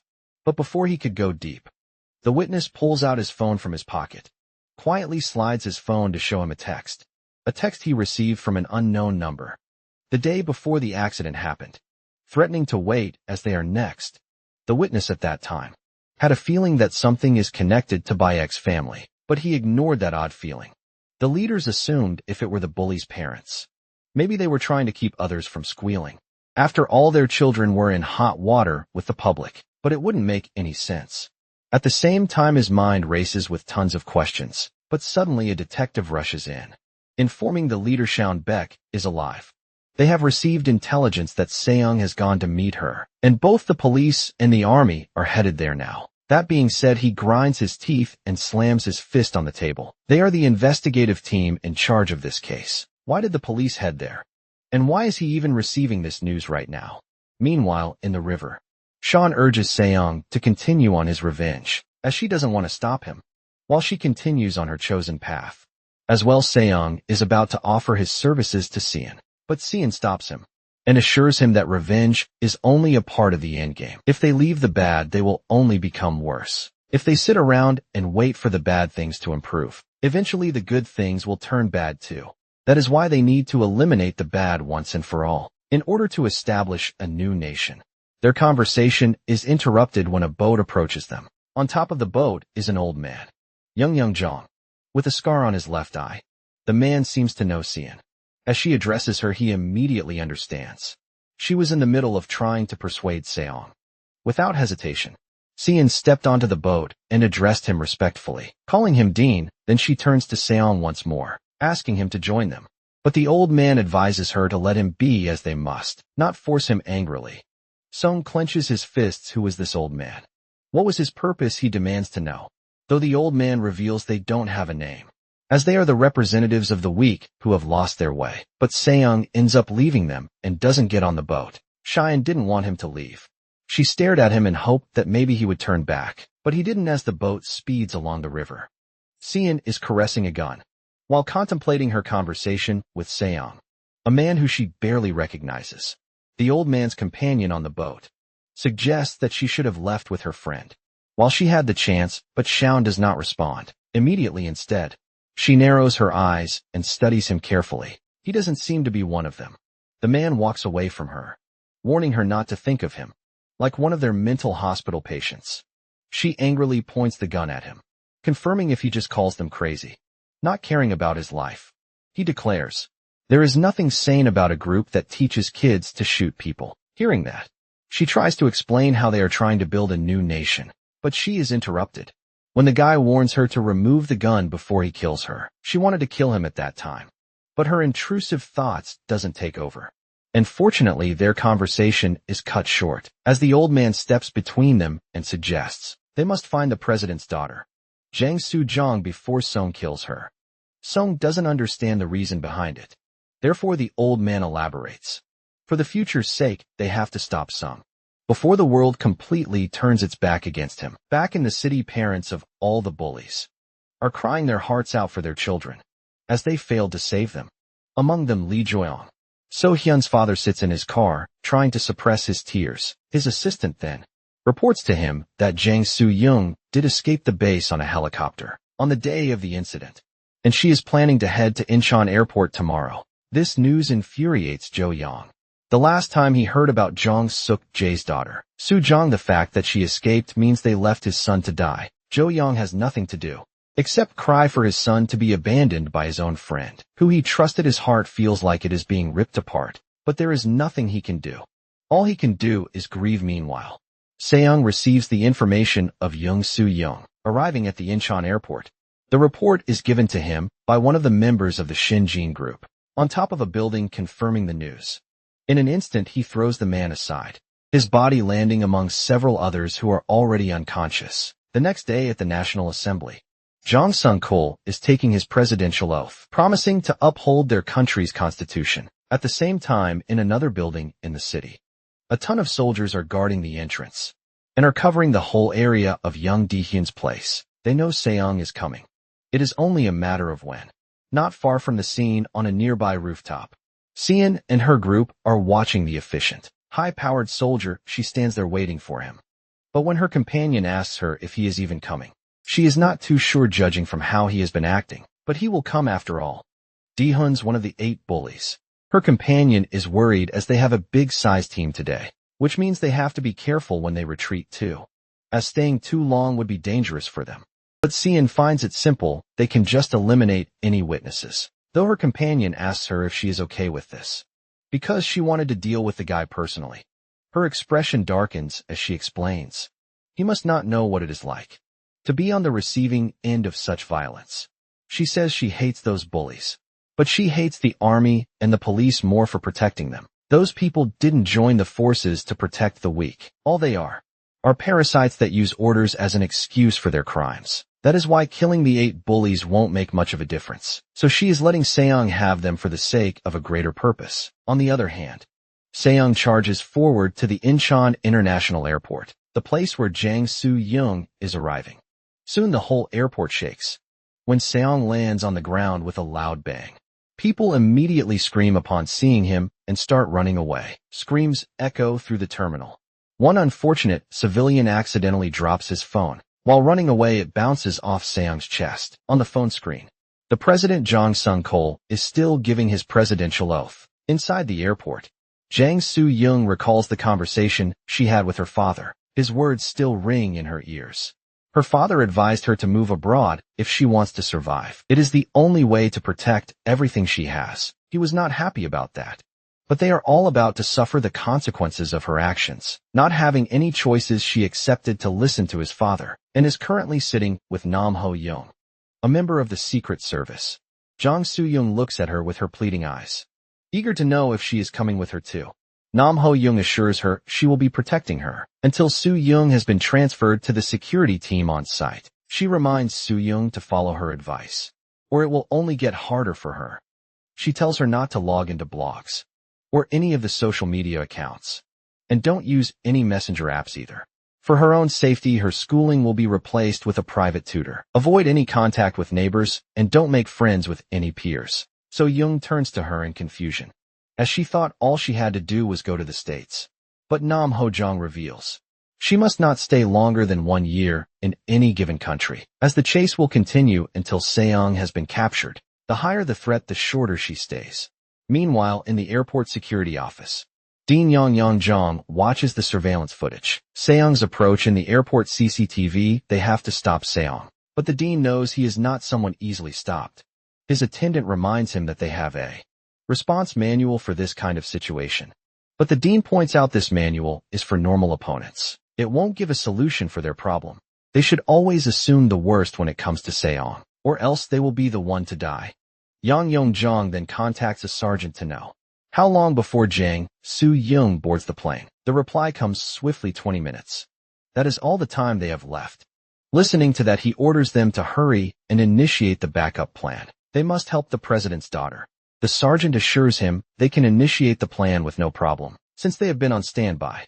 After talking to him, the attendant suggests the dean head out, but first he needs to talk to Seong. He doesn't know if it will work, but they need to stall for as much time as possible. The attendant is not in agreement with Yang Yong-jong meeting him, but Jong-sun is not meeting him to provoke him or anything, just wanting to have a brief chat. On the other hand, Lee Soo-chol, from the airport cybersecurity department, approaches agent Ho Young-nam, suggesting they come with him, as Tae-kyung has broken into the airport. Kyung is heading inside the airport, but is stopped when he spots Yoon-san in front of him. Yang Yong-jong does not hesitate. He makes a request. He asks if he couldn't let Jang Soo-young go just this once, for the future of the country that Seon envisions. In order to create the new nation, they need Jang Soo-young alive, so that they can use her in their talks with the government. She is the president's only weak spot. Seong asks him if the dean thinks he could stop him by himself. Without answering him, Yang Yong-jong informs him that if Jang Soo-jung dies now, Seo-young will be very disappointed. She is awaiting Seong at Young Dae-hun's home. Seong makes it clear that Yang Yong-jong's negotiation with the government has nothing to do with him, and warns him This is the last time he used Cian as a pretext for spouting lies. If it happens again, he can bring up Cian all he wants, but Seong will still kill him. Fear flickers across the dean's face.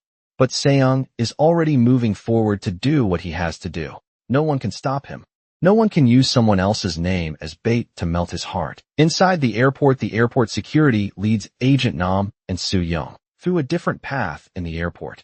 When Agent Nam worries about the route, they assure Nam Seo Young has no idea about this route, as the route they are about to take is an unofficial one. Meanwhile, another contingent of soldiers is standing at a ready position in the airport. Their commander warns them to shoot Sung on sight and keep up their guard suddenly.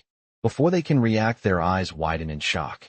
Sung is already behind the commander, his presence unnoticed until his voice slices through the air. The commander spins around, his hand trembling as he raises his gun. But it is too late in a single motion. Seong's sword flashes, cutting through the air before the commander can even pull the trigger. At the same moment, Young Jong is also getting reports from his subordinates. Seong is currently heading towards the runway, looking for Jang Soo Young Yang. Yang Jong knows Sung's senses are much more advanced than those of normal humans, so he advises his subordinate. All personnel should avoid contact with Sergeant Major and Kang Hyun squad. The subordinate assures him Jang Soo Young will escape in one piece. As for Sung, he stopped walking calmly in the airport, but instead opted to jump off the window onto the runway. From there he spots Soo-jung running into an airplane on the other side of the field. Seong screams at them furiously, catching their attention therefore. Soo-jung and Nam quickly climb up the plane, while Seong tries to run across the runway. Deep down he is aware he won't be able to reach her even if he jumps. The airplane is about to take off. Not having any other option, he pulls out his sword and prepares to throw it in. Sword arcs around the runway and follows the plane, as if it is attracted to it. The sword then sliced the upper part of the plane.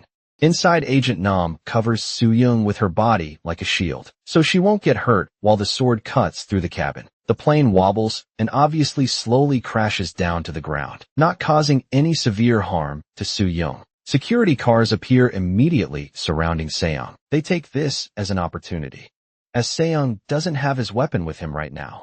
The soldiers point their guns at him and barrage him with the bullets, and even grenade launchers.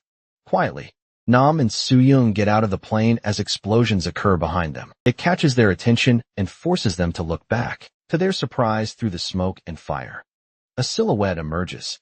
Seong is now standing on the top of the plane in front of them, while regaining possession of his sword. Witnessing this, Soo-jung and the agents start running away, but Seong leaps in the air and lands in front of them, blocking their way very easily. Seong stands atop the wreckage, his figure barely touched by the destruction.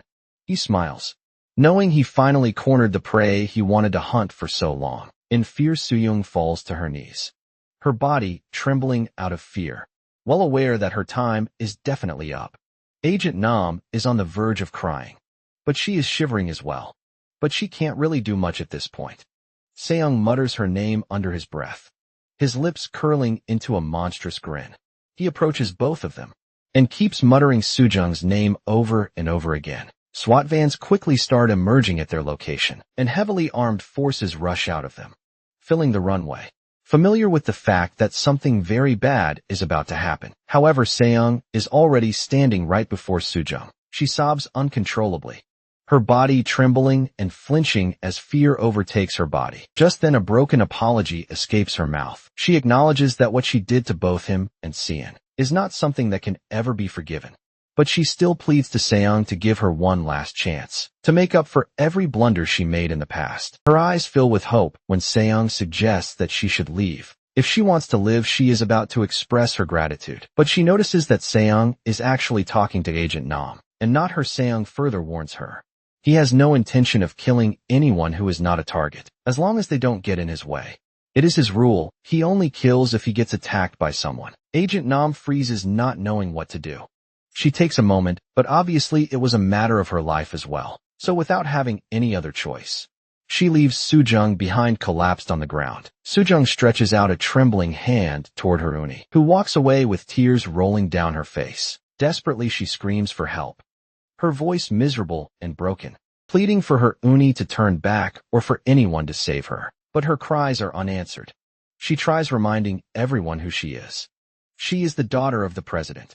She screams at everyone and begs. Why won't anyone step in? She points at the police and the military and insists that they come forward. Orders them to arrest Seong and tells them to arrest him, already having had enough of her nonsense. Seong calmly raises his giant sword, then powerfully brings it down on Sujong. With a single intensified strike, he cleaves her in half, blood spraying across his face. For a moment time seems to slow. Flashes of his mother, father, and Seon flood his mind. His lips curl into a chilling smile with satisfaction. Only one remains now. In another country, Japan. At the Cabinet Intelligence and Research Office. A meeting is being held. The leader suggests to all his members that there was no room for hesitation. No space for half measures. To limit themselves to a single strategy was to invite failure, and failure was not an option.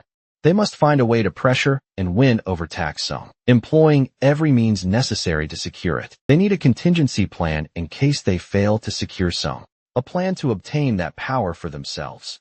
Some suggested that before they could break Tak Song, they needed to understand him.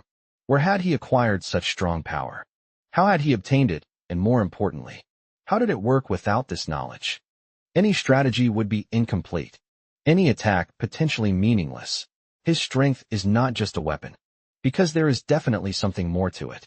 Some grew impatient, denying the need for detailed strategies. Plans, details, and careful approaches were meaningless now. What mattered was securing Taeyong by any means necessary. The world is on the verge of transformation, and the one who takes this as an opportunity will shape its future. Both guns and the army can't get past that superhuman. If they were to produce 1,000 or even 10,000 of them, something very unreal would definitely get into this world, beyond anyone's imagination. In another environment, Paul is being informed by his assistant that China's Zhao Xian Chao will personally be leading the forces. Receiving this information, Paul wonders.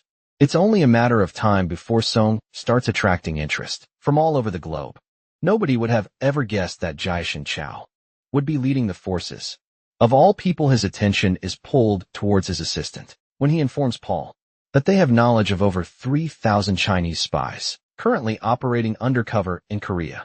And that figure doesn't even include companies and organizations. Paul's mind wanders. Those people use their strength number, even when it comes to spying. Though, the assistant assures him they are starting to see movements in Japan as well, but Paul tells him to let them fight amongst themselves. This shocks the assistant. He hesitantly questions his boss if he is not going to take any measures against them. Because if Japan or China get their hands on Seong, it would be a literal war. He insists Paul they will be willing to forego diplomatic relations and resort to force if it means securing Seong. So this is not something they all should simply be writing off. However, Paul is smirking because he somewhere has an idea that it won't happen. Once someone gets on Song's bad side, they are out. The assistant interrupts urgently. Tak Song could be won over not just by force, but by money or power maybe. And if another country wins him over, it wouldn't just be a loss. It would be a catastrophe. Paul agrees that the other countries might make him a few offers, but he doesn't think that Song would accept. But if China offered him land and governing power, in that case Seon's aunt and her family, who were designated as protected persons, could transfer them to Fort Bragg. They will even employ the help of folks there. The assistant's eyes widen when he realizes Paul will have the 82nd Airborne Division protect a civilian family. Paul laughs manically. His expression turns into something dark. Finding it a great idea, he wants to get on Seong's good side, and he will do it using his aunt. Back in the city, So Young's father, chairman of Xinjiang, Lee Jo-young, is standing in the rain, still mourning the loss of his son, and promises to get revenge for him, and to make So Young's death more painful and terrible than his. And the people who stood by and watched his wrongful death will have no exception at all. They will all pay after the funeral. The families of the victims held a press conference, with Lee Ju-young acting as their representative. Their statement was filled with rage, and they wept, knowing all their children had been brutally murdered within days by the murderer Tak Si-young. They denounced the government for its incompetence and its haphazard response to the situation. Citizens were in great shock when they learned the true scale of the disaster. Chang-su and the president's daughter hadn't been the only victims. Most of their friends have also been murdered. But that was only the beginning. Once headlines started reporting, hundreds of innocent police and military personnel had been killed during Seong's killing spree. There was public outcry. Families wept, their cries of grief piercing through the nation's collective shock. Outrage erupted like wildfire. Those who had glorified and defended Seong all but vanished. He was considered no more than an unruly law-breaking terrorist, an evil force that posed a threat to the nation. And its people. Taeyong has officially become a public enemy. In his presidential office, President Sungju watches in horror as the screen plays the final moments of his daughter's life. Sujong helpless before Seong's blade. His lips quiver as he mutters her name. His entire body trembles with unbearable agony. His heart feels as if it has been torn from his chest. Clenching his fists, he forces himself to breathe. Through the pain, he begs Sujong to wait for him in heaven and swears, no matter what it takes, no matter how long it takes, he will have his revenge suddenly. He hears a knock and acts normal. It is Park Sang-jaeun, director of the National Intelligence Service. He brought someone with him to advise them on the current situation, as they are in the midst of a crisis. The person is none other than the Dean Yong-jong. After being seated, Director Park explains to Sung Cole that the old man is the one who laid the foundation of the country until he retired from the Ministry of Security. But now he is returning from retirement to get it. So Sungul asks if there is a way to kill that guy.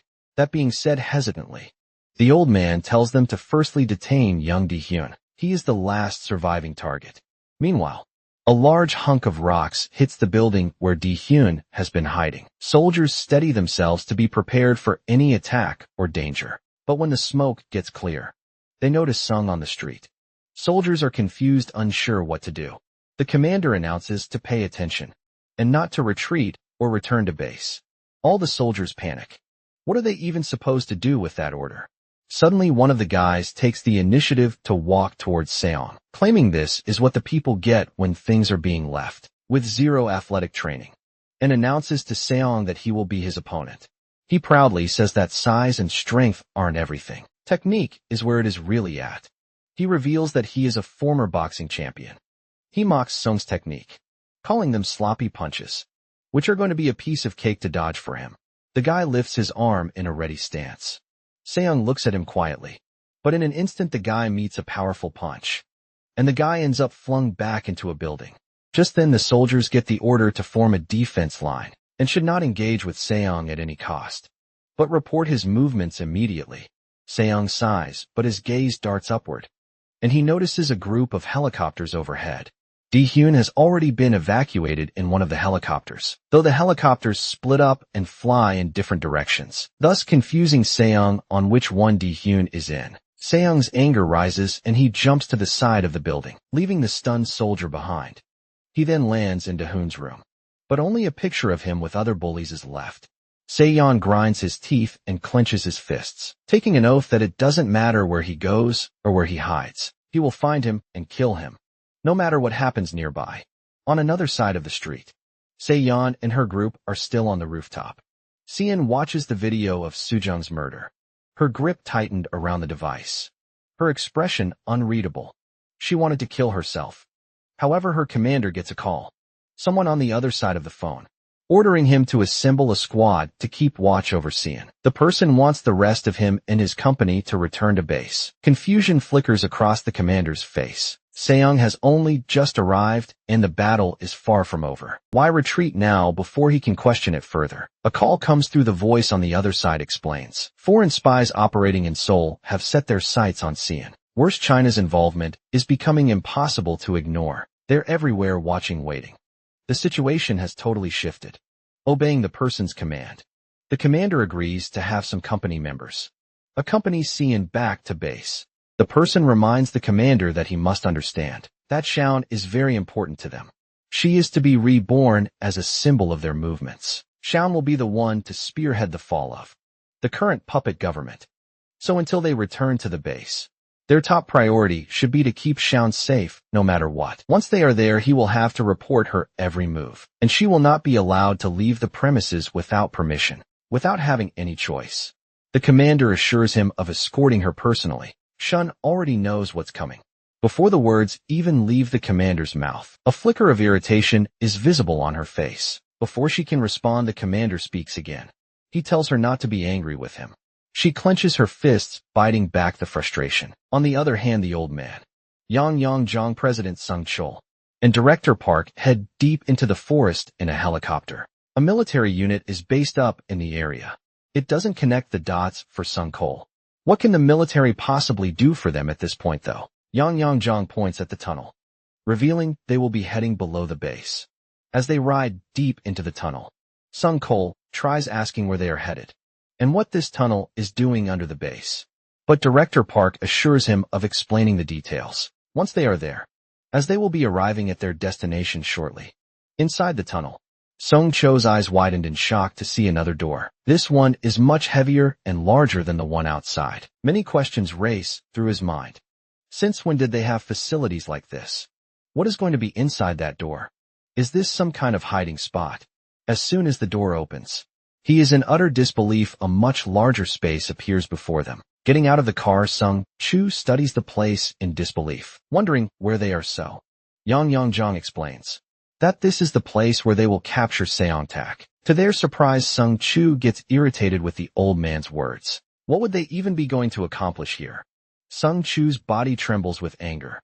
His face turns crimson red as he spits out his words. In his current state, Seong could annihilate this entire facility without breaking a sweat. No amount of bullets, no squad of soldiers would be enough to stop him. The only way to even stand a chance would be to drop a missile right into the middle of the city. But even then, Young Chul knows the truth. Sung is beyond human limits. Something like this facility would never, ever be enough, nor would it work.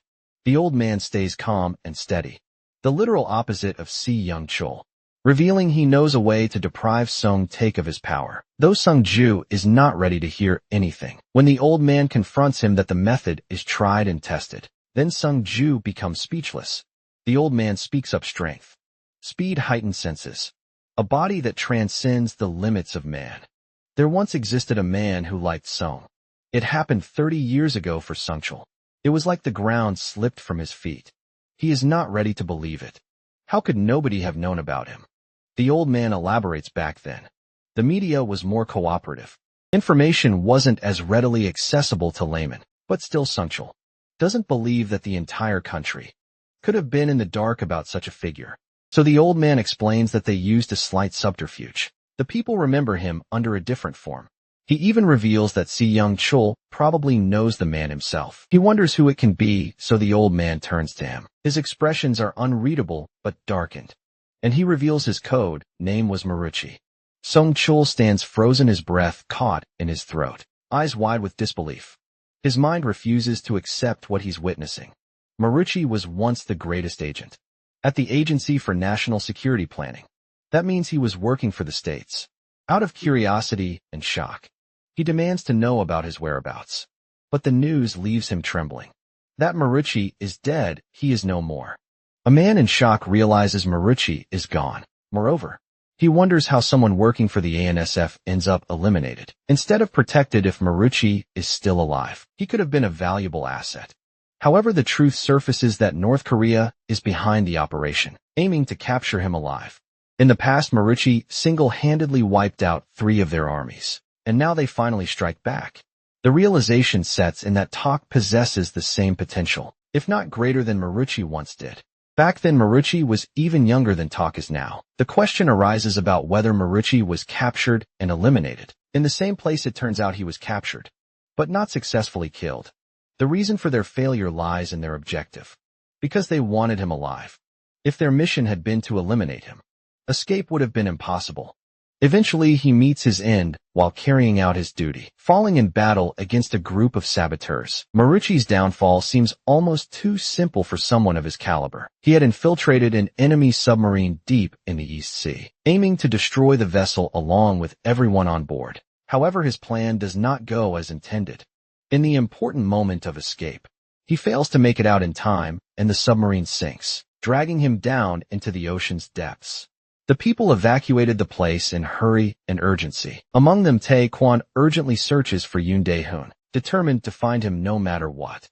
Afterwards, noon, Kwon Middle School and High School, where memories and unfinished business still linger. Seong looks for help, but the person he turns to doesn't take him seriously. He dismissed his situation, saying bullying is just a part of growing up, and that they have more important things to handle. Meanwhile, the bullying continues, and Seong gets hit and insulted while others watch but stay silent. Some are scared of becoming the next target, and remind each other not to interfere. One wonders why no one helps. But stepping in feels too risky.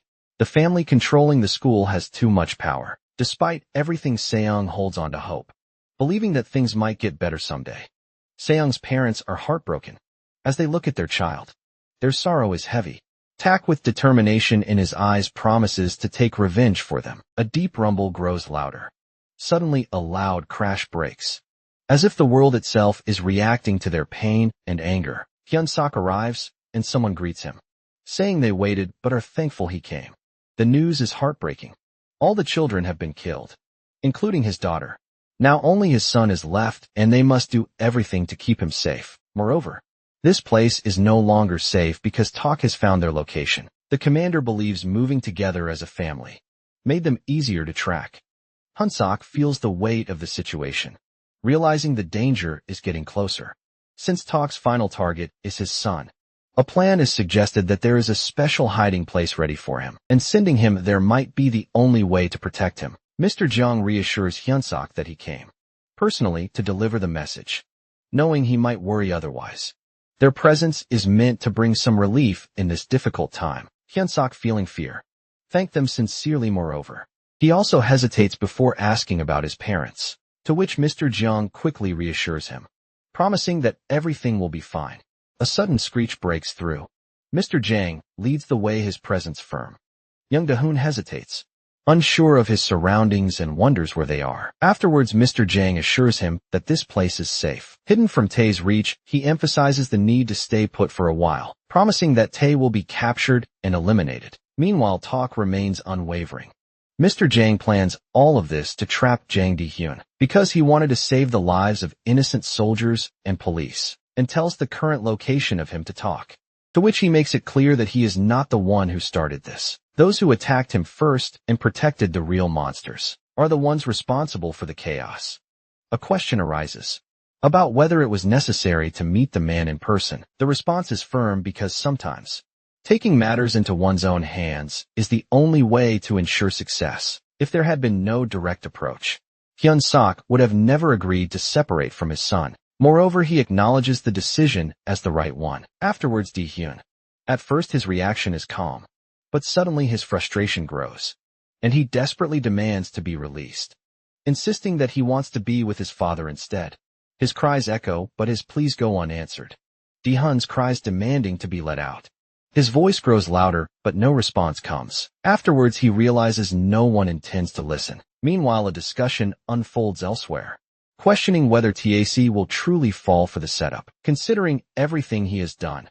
They know better than to underestimate him just because he is young. The plan is in Di-hyun's presence, and Tak won't be able to ignore it. However, Tak will recognize a trap when he sees one, and won't simply walk into it. A different approach is needed. Instead of using Di-hyun as bait, they decide to present him as the real target.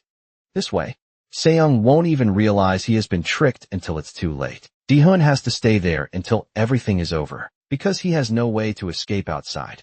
The situation becomes more serious as Taeyong enters the compound. Moreover, the order is clear that once Taeyong steps inside, the plan must begin. Everyone gets ready, knowing this moment is important. Inside, Di-hyun is angry and desperate. He bangs on the door with all his strength. Yelling to be let out, he shouts loudly, but no one responds no matter how much he screams. The door stays shut afterwards.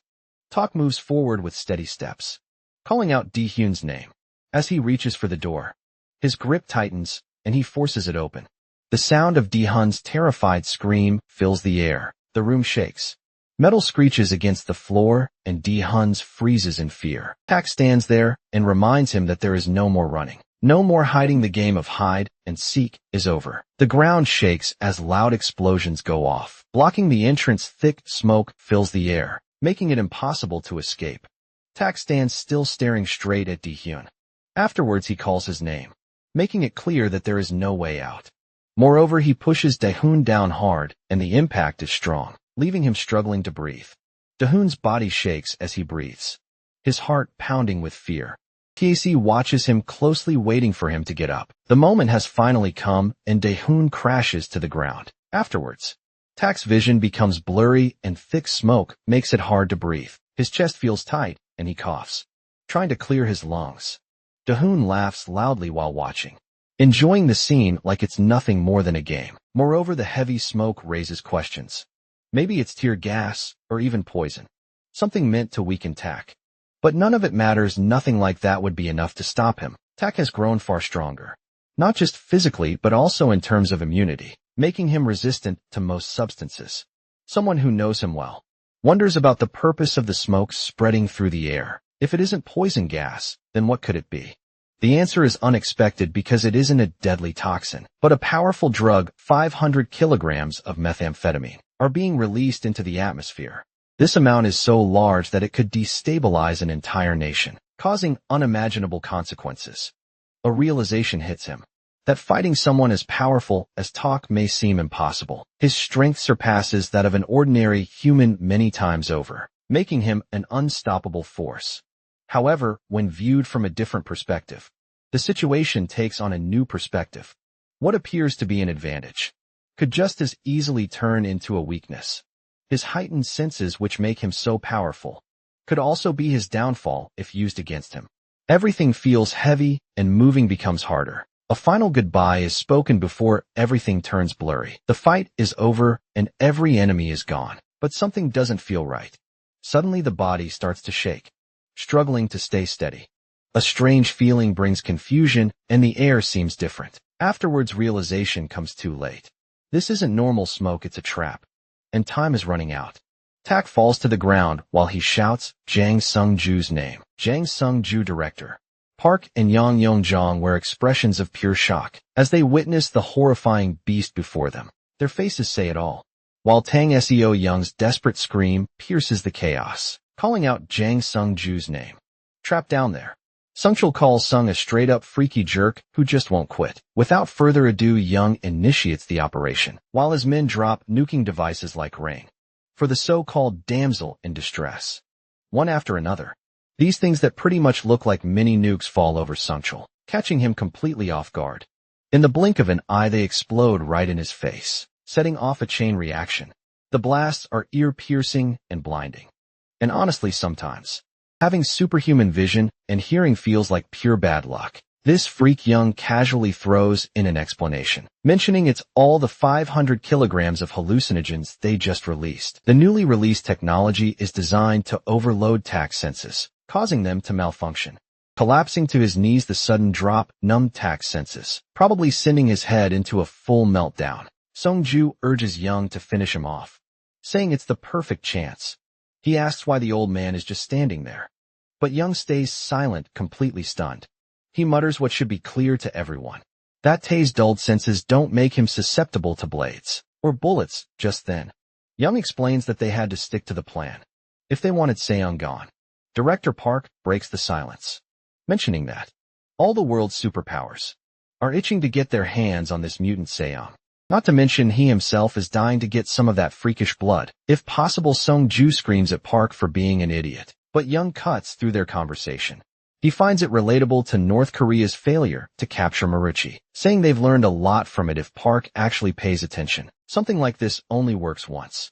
Once it's over, Sung's senses will adapt and he won't fall for it again. They're left with no choice but to either pull an escape or go through with the plan. Young makes the call himself, stepping into the final stage.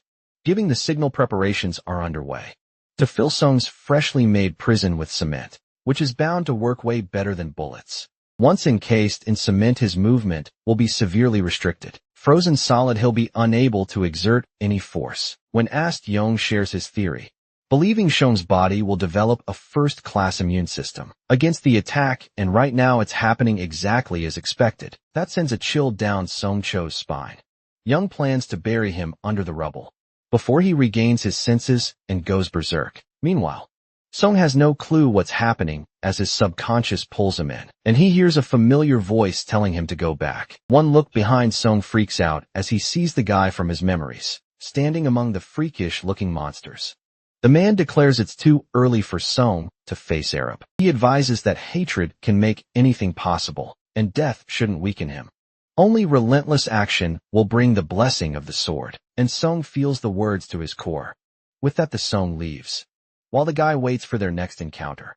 A couple of army rats try wielding Song's sword, but that's just wishful thinking.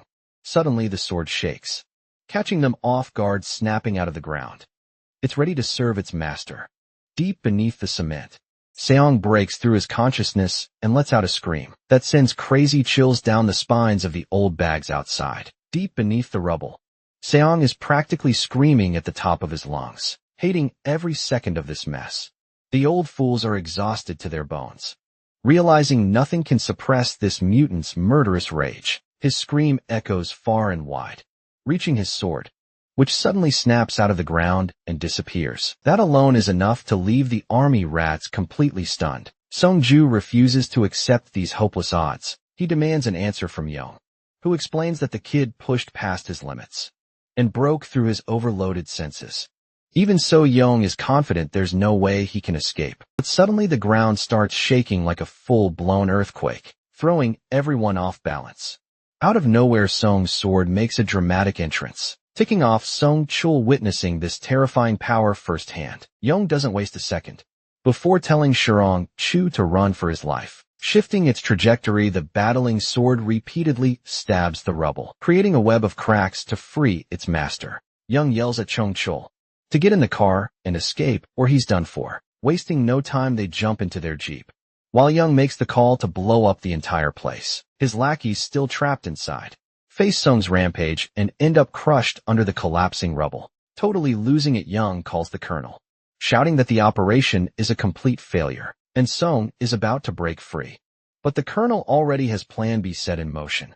With no time to spare, Young and Song Chun gun it, using the army as a distraction to make their getaway in a flash. Director Park tells the driver to head straight for the helipad. Just then, the entire factory erupts in flames, catching them off guard. With their eyes locked on the final destination, they push the driver to speed up. But the real shocker is Seong's sword tearing through the tunnel, zigzagging in every possible direction, before slamming right into the driver's seat, sending the car spinning out of control. Seong Chul tumbles out like a trash can, shaking like a leaf as he stares up at Seong. Even Young is losing his mind, stunned that Seong made it here so fast. Overcome with emotion, he orders Seong to bring back his daughter, but with his sword raised high. Seong coldly asks what about his parents.